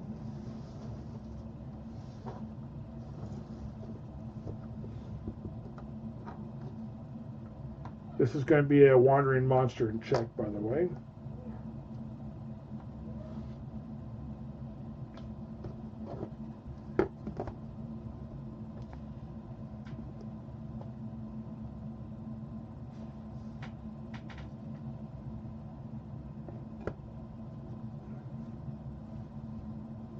So there's that.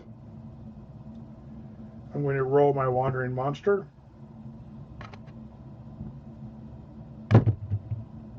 Nothing. They're going to head south. They're going to be going this way. So I'm just going to take this hallway and turn again.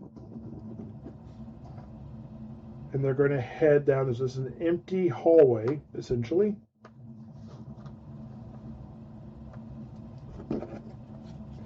That continues. I'm not going to move this a lot. I'm just going to kind of describe it.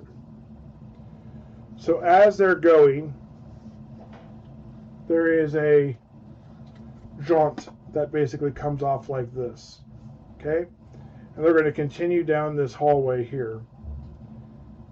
And that's going to go, so it's from where they started to here is 80 feet.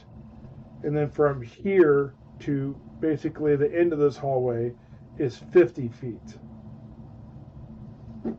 And then it turns like this.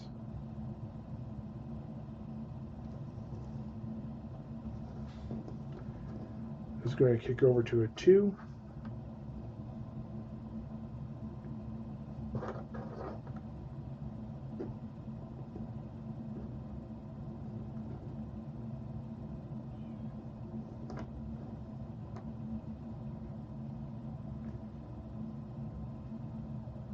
So they get here, they turn, they go down.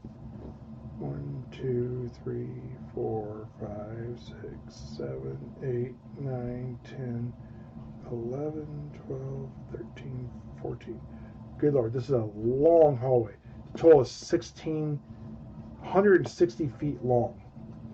So they're going to do one more check and be in a hallway heading back east.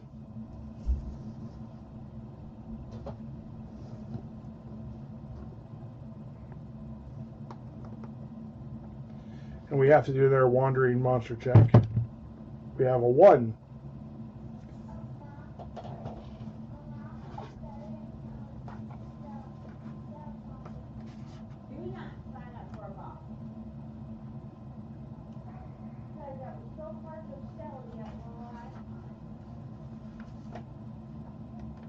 Okay, now I need to roll a d6, and I'm going to roll, we're going to start with a d6. 2. Now we've had these guys before.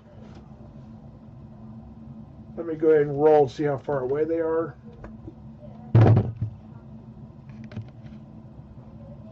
"80 feet away when they are seen.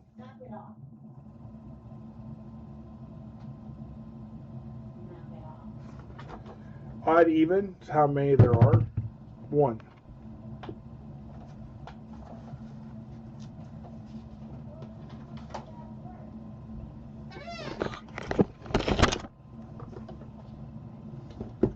I grabbed the right box straight off the bat.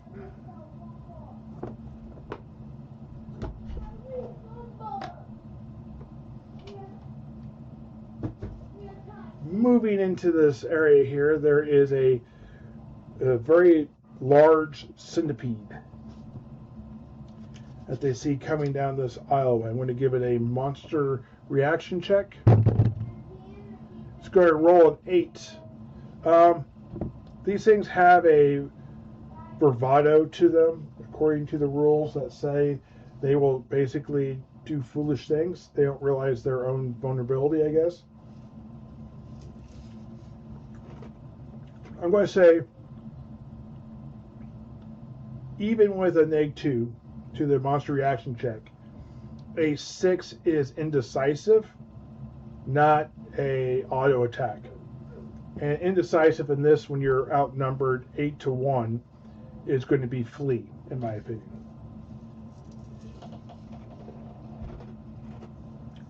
And I'm going to say there's some sort of crack or crevice that they're able to get into and basically disappear.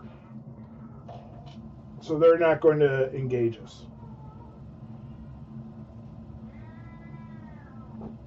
However, I'm going to treat them like the spider and say that while in this area, there's a chance, as small as it might be, that the giant centipede will join into the fight.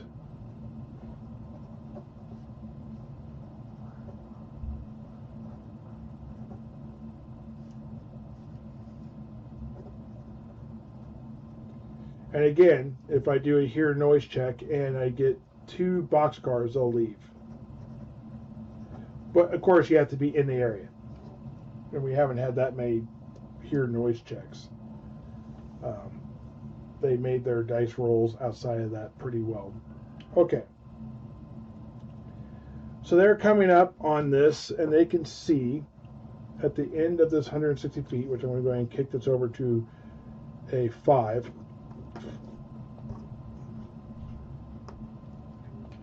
As they move up, that there are 2 doors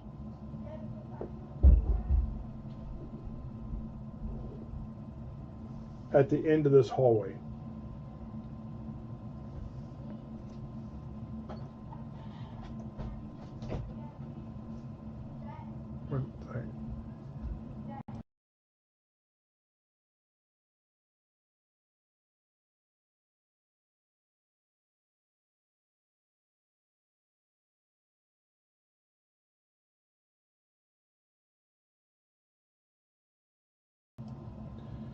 All right, moving this over here.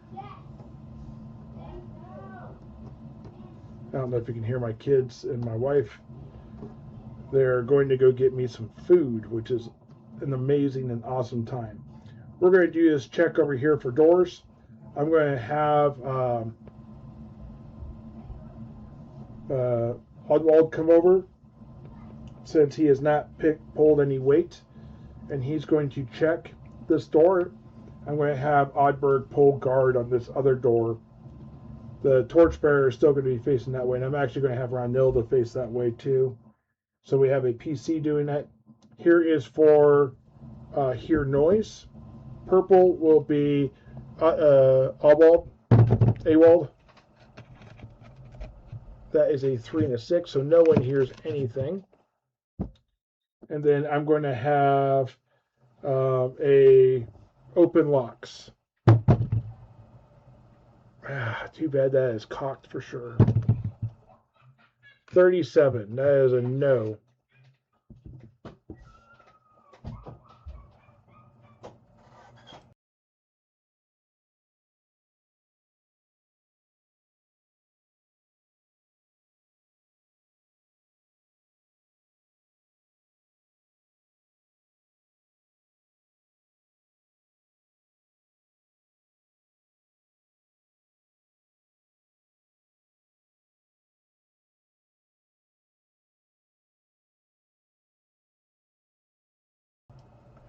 My wife had to get the keys real quick.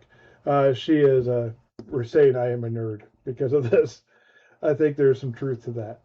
All right, so we're going to go ahead and push open this door. Anything in there is going to not have to make a hear noise check. They're too close if there's anything in there in this general vicinity. If there's a wall or a shut door between them, I'll give them a hear noise on a 3+. A 1, 2, or 3, I mean.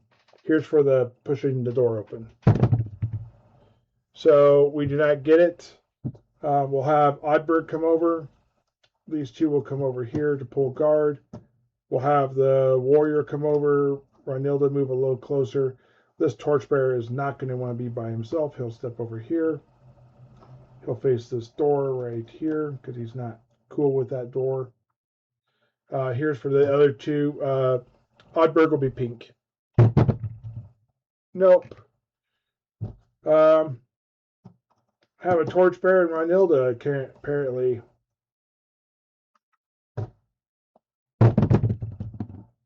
No. We might have to resort to going to a different door. I'm going to say they're going to do that versus trying to chop it immediately. We'll come over here and check this one. This is for hear noise. So that door is going to be stubborn. And I'm going to put that stuck door. And I'm going to mark that over here too.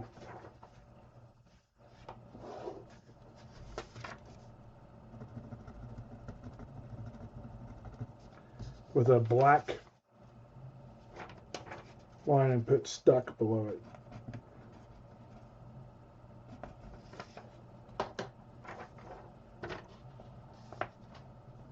So if they're going to want to go through that door, and eventually I'm sure they will at some point in time, they're going to have to literally bust that door down. Here's for the hear noise in the next door over. Oh, let me get these guys over here. Oddberg will come to the backside. Ronilda move over here. Torchbearer will remain. Here's Ronilda's guard. Hear noise. Nothing.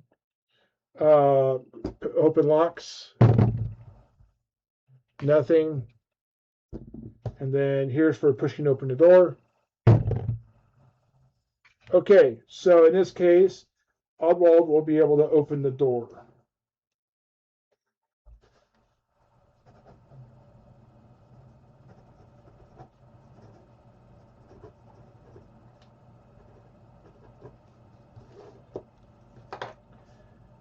Okay, now I need to roll. I don't need to roll a hear noise for anything in there. If there's anything in there, it will just know and be ready. This is room number 24. I need to roll a hear noise, though, for the spider.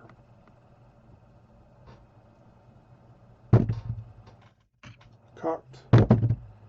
Cocked. When I redo this thing, I'm going to get rid of the grass and everything that cocks everything up. And I want to get fixed to the board I'm actually rolling on, so I don't have this complication, shall we say, of things moving. I want it all fixed. Pointing out the monster card, I know what monsters there are. Pointing out the item card, I know what items there are, if there is anything. I'm going to set this up here, because we have entered this room. I'm now going to go read the description for room number 24.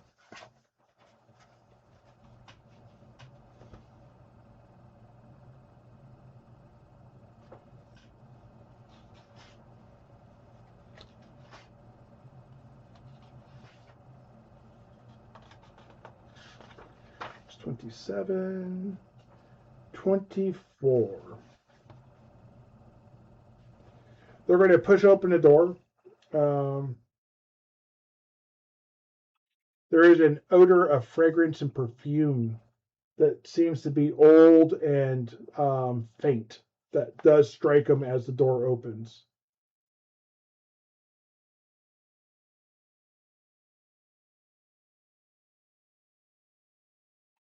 So rather than some of the Spartan rooms you've seen around the stronghold, we'll call it, of this area, where the rooms were black or gray walls and very little found. This is a personal chamber of what appears to be probably a female, or someone who is very flamboyant if they are not. They apparently have lived here for some time, as there are signs that it has been well lived in, though not recently. There's a large walnut bed against the wall, rather ornate looking, with some carvings. There are no names or indicators carved into this bed. It has a large canopy, though, with an embroidered green cloth with striking red trim. But it's very dusty like everything else in this room.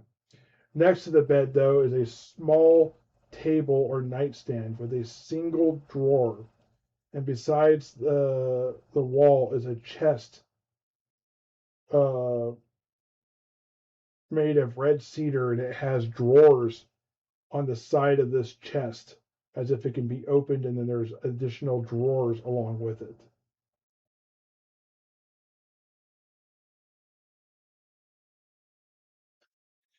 I'm going to read privately real quick as I read through.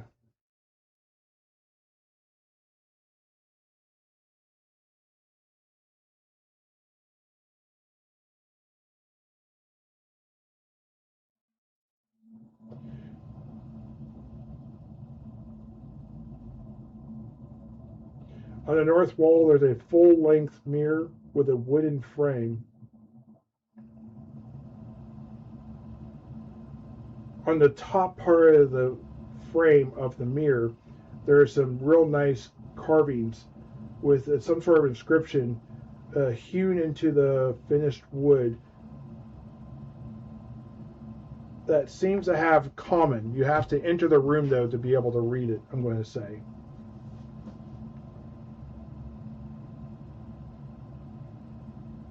In the northwest corner, there is a really nice, attractive-looking water basin, sculpted from some sort of foreign rock that is not native to this area.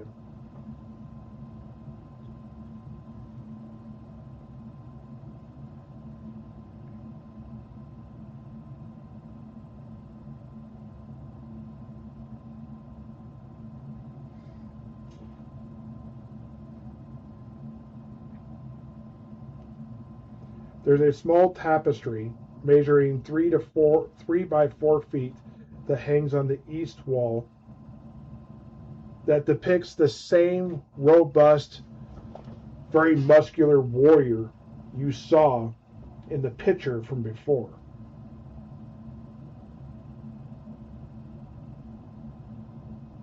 There's also a beautiful maiden in a scene that looks like he was rescuing a damsel in distress, if one might imagine. Like Frank did the painting himself.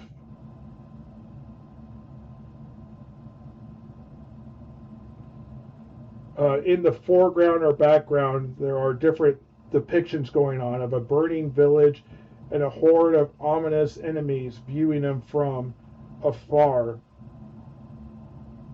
There is words that are wrote on there as well, but again, you have to enter this, read what they say.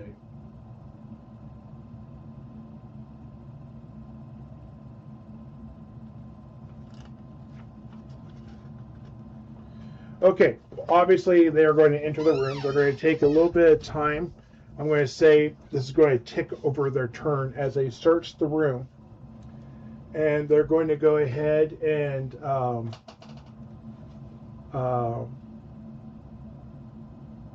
check this out. And actually, this room is 20 feet by 40 feet. So I'm going to go ahead and say that this is going to be two turns. I'm going to go ahead and pull this off here real quick. Slide this over to like here.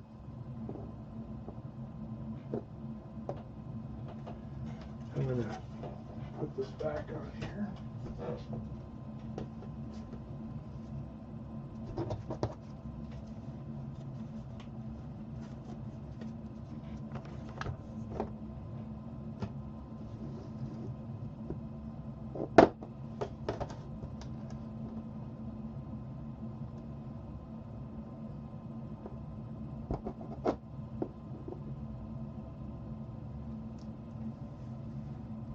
Okay, so this door is open. They're going to have, like we were saying, I'm going to put this as a bed over here because I don't actually have a bed. I'm going to put crates for the entirety of this bed because this is a big bed. It is like 10 by 15. And over here, I'm going to put this as where the mirror is. And over here is where the tapestry is. Now, we have two different torchbearers. This is both going to tick over the 6. We have yet another check as they are stepping into this room.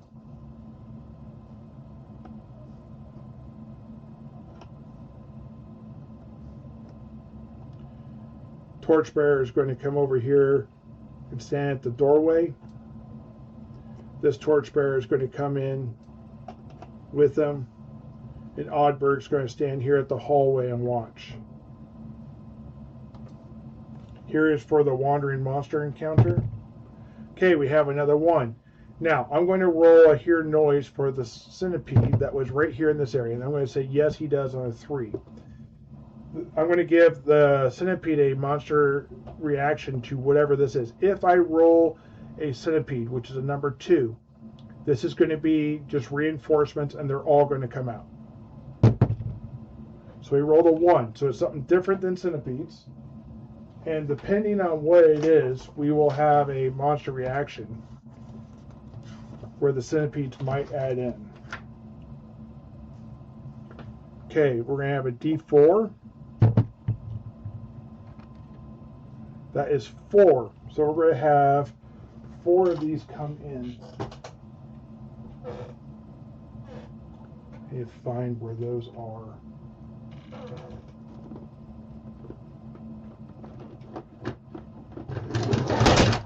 No! I grabbed the right box anyways. So this is the right box. You gotta figure out how to do this without knocking things over.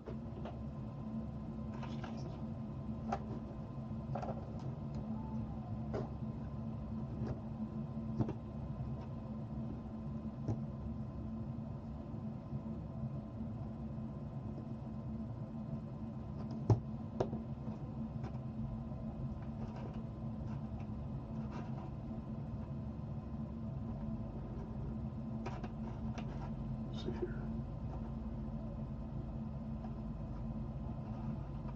That's the bed. Here's the mirror. Here's the door. Okay. Now I need a roll. I'm going to say on a 2+, they're going to come from this hallway. They do. So Oddberg is going to see him first. There is a bullseye lantern there.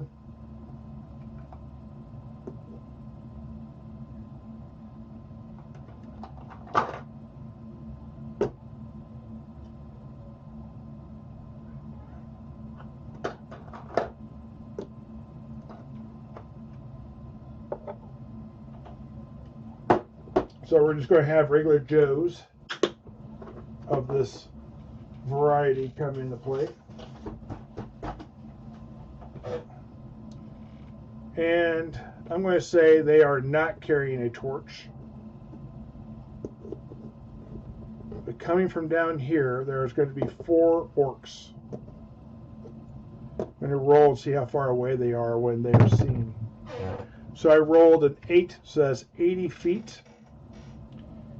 Meaning that they are at the edge of the torchlight, which is at 60 feet. So basically right here, I'm going to give them a dexterity of 8, which is lower than the party. I think. We lost a member. So it's changed. Oddberg had a dex of 9. Ronilda has a dexterity of 10.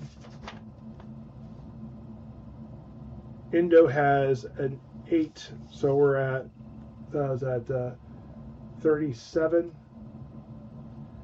And then 9 is 46. Divide by 4 is going to be a 12. So they're definitely below that. So they're going to go second to Oddberg.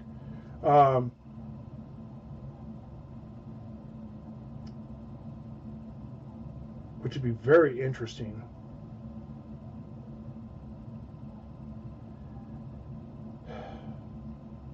Okay, so I need to roll a reaction, though, to these orcs. So they're going to roll low, which is going to mean they want to go at it, and they rolled really low. So they are going to literally give out a roar and charge. I'm going to say that Oddberg is going to, instead of casting a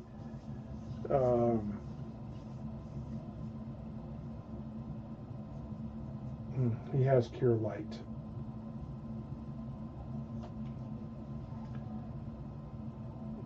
He is going to take this opportunity to use his sling and sling one of these orcs. Here's for the attack roll. 17 will hit easily. Slings do a D4 damage. That is 2 points of damage. I don't know how many hit points these orcs have. Let me look.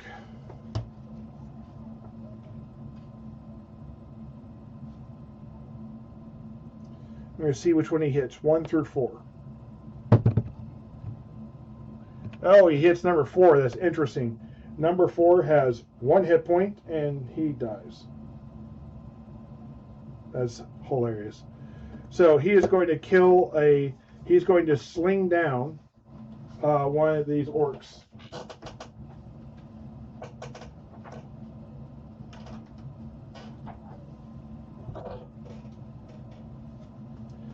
And then the orcs are going to charge.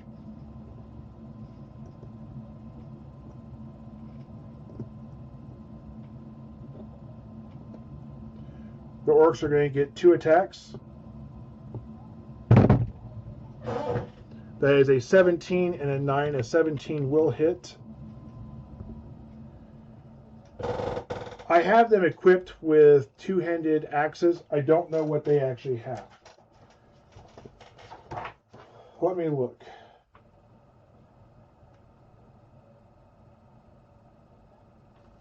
They don't say. I'm going to say 4, 5, or 6. The one that hit has a 2-handed axe. So he's going to have a hand axe. He's going to do a D6. They'll be able to do an attack every turn. I'm going to say green is pink. 4, 5, or 6, they have a 2-handed axe. So pink has a 2-handed axe. He missed. But this will be a D6 damage against Oddberg. So Oddberg is going to take 5. Now, Oddberg, luckily, has some hit points. He is not first level. Actually, Oddberg is 3rd level.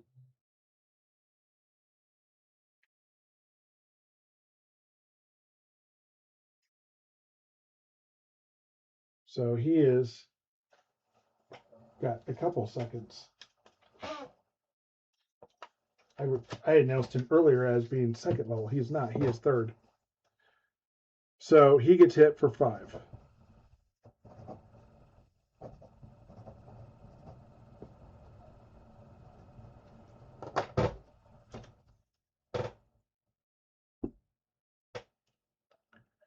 Now we're going to go ahead and continue.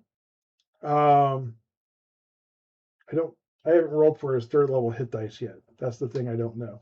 I know at 2nd level he had 11 hit points, so I haven't rolled that. Let me go ahead and roll a D6, and this is how many more hit points from 11 he has.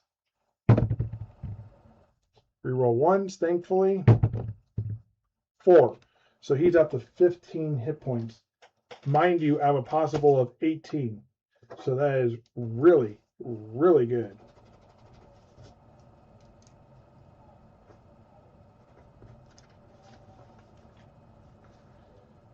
All right. So Oddberg gets hit. Torchbearer is going to step inside there. Obviously, everyone else is going here. I'm going to give Ronilda the ability to see from there. I think she's going to see Oddberg get hit, and she's going to send out her dagger because she didn't know how bad it was. And then next turn, she's going to probably cast a spell. So here's for her dagger. Her dagger gets 2 attacks. She'll attack the one that attacked Oddberg twice. So that will miss. That's cocked. I cannot have this thing. Come on now. 17 will hit. So it's a D4 plus 1 for 5 points of damage, which probably kills it. This is going to be 1, 2, or 3. We're just going to, this is what we're going to do. D3, that's going to be number 1. So this is the max hit point one. So he has a total of 6 hit points. He is down 5.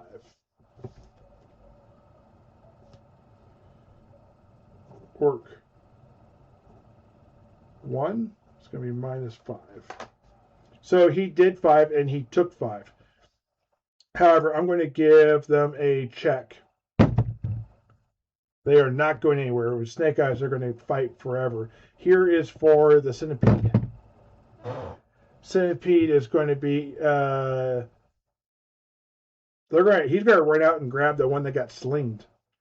And he's going to try and drag it off. I think. We'll see. 1 and 2, he goes after the orcs. 3 and 4, he'll go after Oddberg. 5 or 6, he goes after the orc running off. So he's actually going to jump out and attack this orc right here. Excuse me.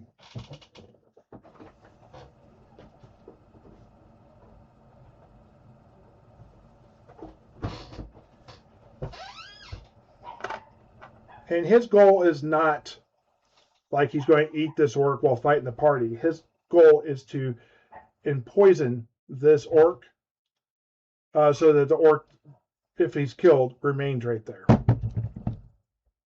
That will miss. This orc is going to turn around and attack the centipede, though. Because he was geared up to fight, he doesn't really care what. Okay. Oddberg is going to attack the orc that attacked him.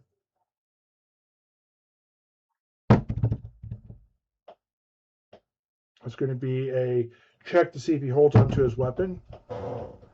He does. He does make his dexterity, which is low. This torchbearer is not super happy. He's going to set the bullseye lantern down, illuminating that space, and then back up. The warrior's going to basically tell her to move. Indo is going to come over here with his bow and attack.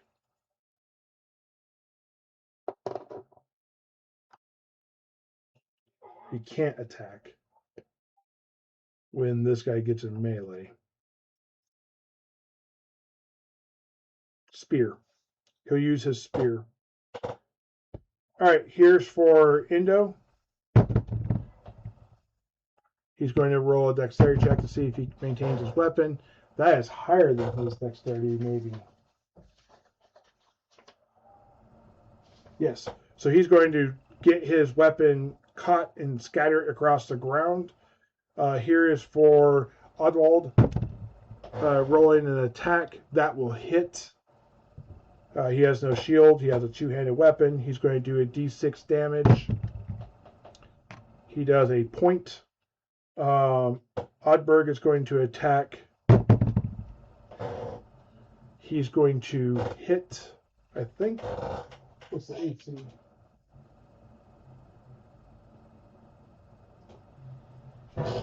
AC 7. So that's going to be missing by 1 because there is a he's only a 19 THAC-O, and because he has to be 4th level to get the next level of THAC-O. So 18 THAC-O is going to miss, and then yeah, that just misses by 1. There are no other bonuses. The daggers are going to attack because they're already activated. That's a miss. And that's a 13, which hits. That will kill this orc. The other orc, I'm going to say high is the higher one. This is low. So this is orc number 3.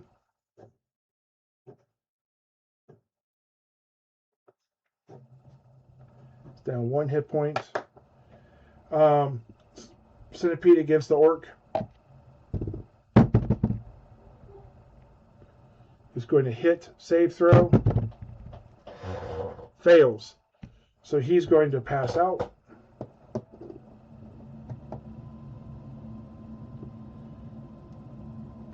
This orc is going to need to make, he's already made 2 morale saves.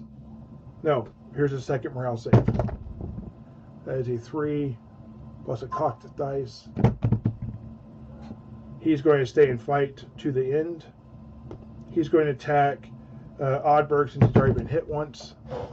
That is a miss. And then Ronilda's spell goes off, and she's going to cast Sleep, which is going to affect everything in here. So it does 2d6, I think. Let me check real quick. I gotta go to my Blue Homes because I'm not in my not the one I was in. I'm not at Holmes.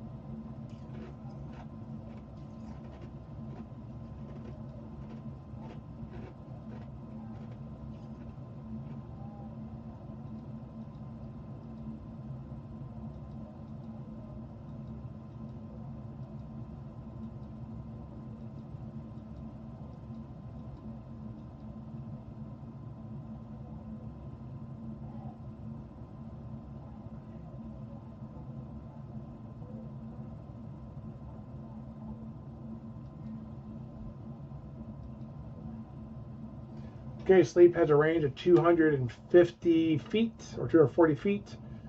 Lasts for 4d4 turns. And it does 2d8, 1 or 1 plus hit dice. So all these creatures fall into that because that's the minimum. And yeah, even at 6 hit dice, that's plenty. That is all 3 of these creatures that are asleep, including the centipede. They are going to just gut the centipede and kill it. These 2 they're going to tie up and probably take them with them. This one's pretty easy because he's already poisoned by the centipede. And I think on anything but a 1, they're going to leave. They are going to leave, but they will spend a little bit of time and finish searching this room and taking what they want. So here is for a check. I need to roll 3d6. We do find a secret passage, so we will know that that is there. They will, 4+, they will not open the door. Okay, they do open the door. We are going to cast a Cure Light on Oddberg. So that is for more hit points than he was down. So he is back to full. That's a d6 plus 1, by the way. They're going to try and find a way to open the door. Here's for that remove trap. So with that, he's able to find a way. They find that this goes to a hallway. And there is a secret door, but they are on the side where they can see the panel to how to open the secret door. And they're going to go, are they going to go through that door or they're going to leave it? They are going to go through that door. We are near back to full capacity, and they have found their second secret door.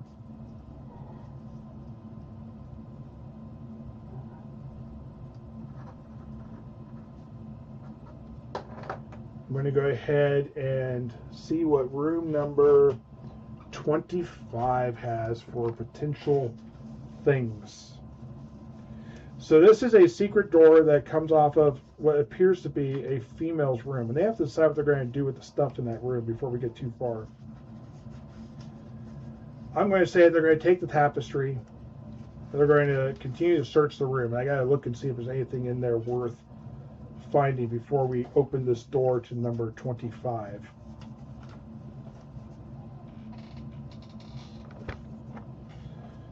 So they take the tapestry, they roll it up, put it inside a sack, easy enough. The mirror, It's just a mirror. It's a really nice mirror. When they get in there, they see that the mirror says on top of it, Melissa. I'll be out in a minute.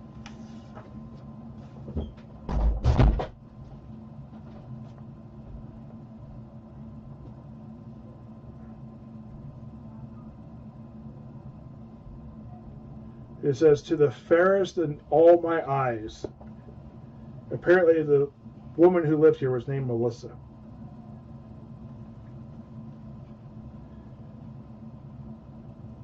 The initial writing they saw on the far side of the room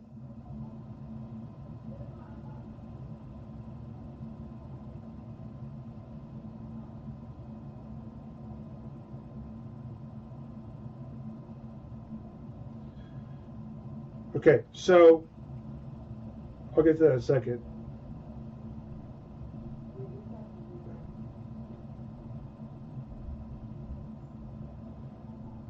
There is a silver-plated comb and brush and hairpin set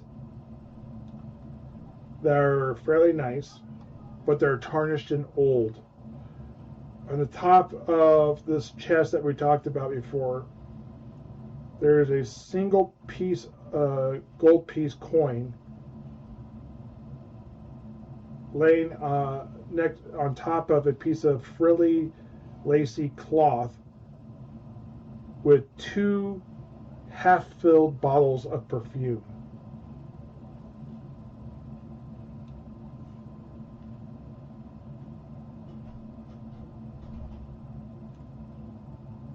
The water basin, which is over here, is actually corked with a perfectly fitting stone, but there is no water that goes in it. That is maybe gone, or it was magical at one point in time. My Duolingo is going on.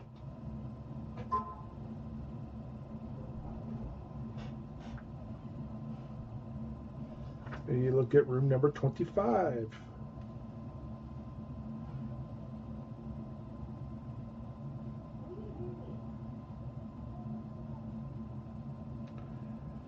I think what we're going to do is we're going to leave this as they are entering room number 25.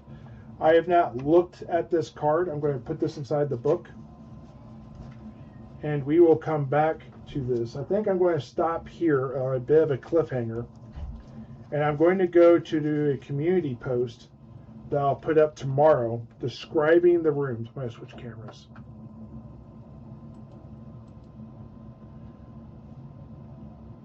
I'm going to do a community post describing the pools, and we're going to see which one the party wants to go through, and then, or the viewers want me to go through, and then we will decide to come back to this room and go into room number 25.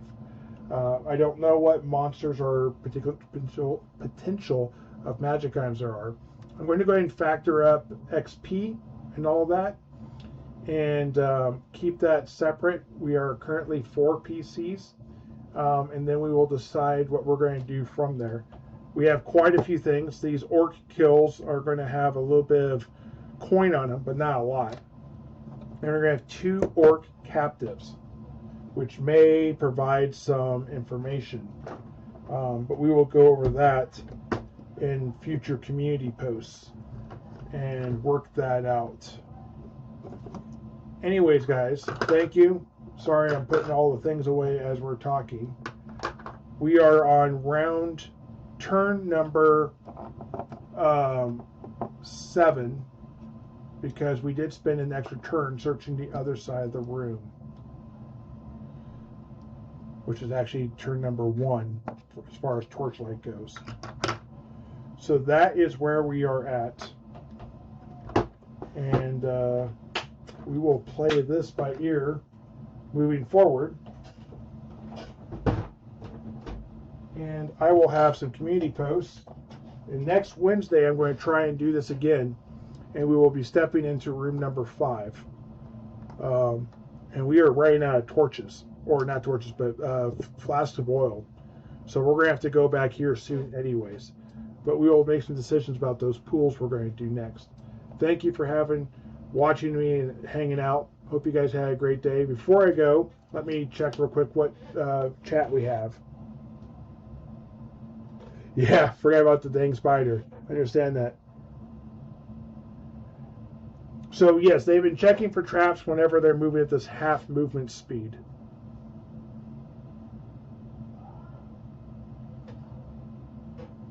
Okay, so thank you for watching this video. See you guys next Wednesday. Look for some community posts talking about what we're doing and what to expect and all that. Thank you. Have a great day. See you guys in the next one.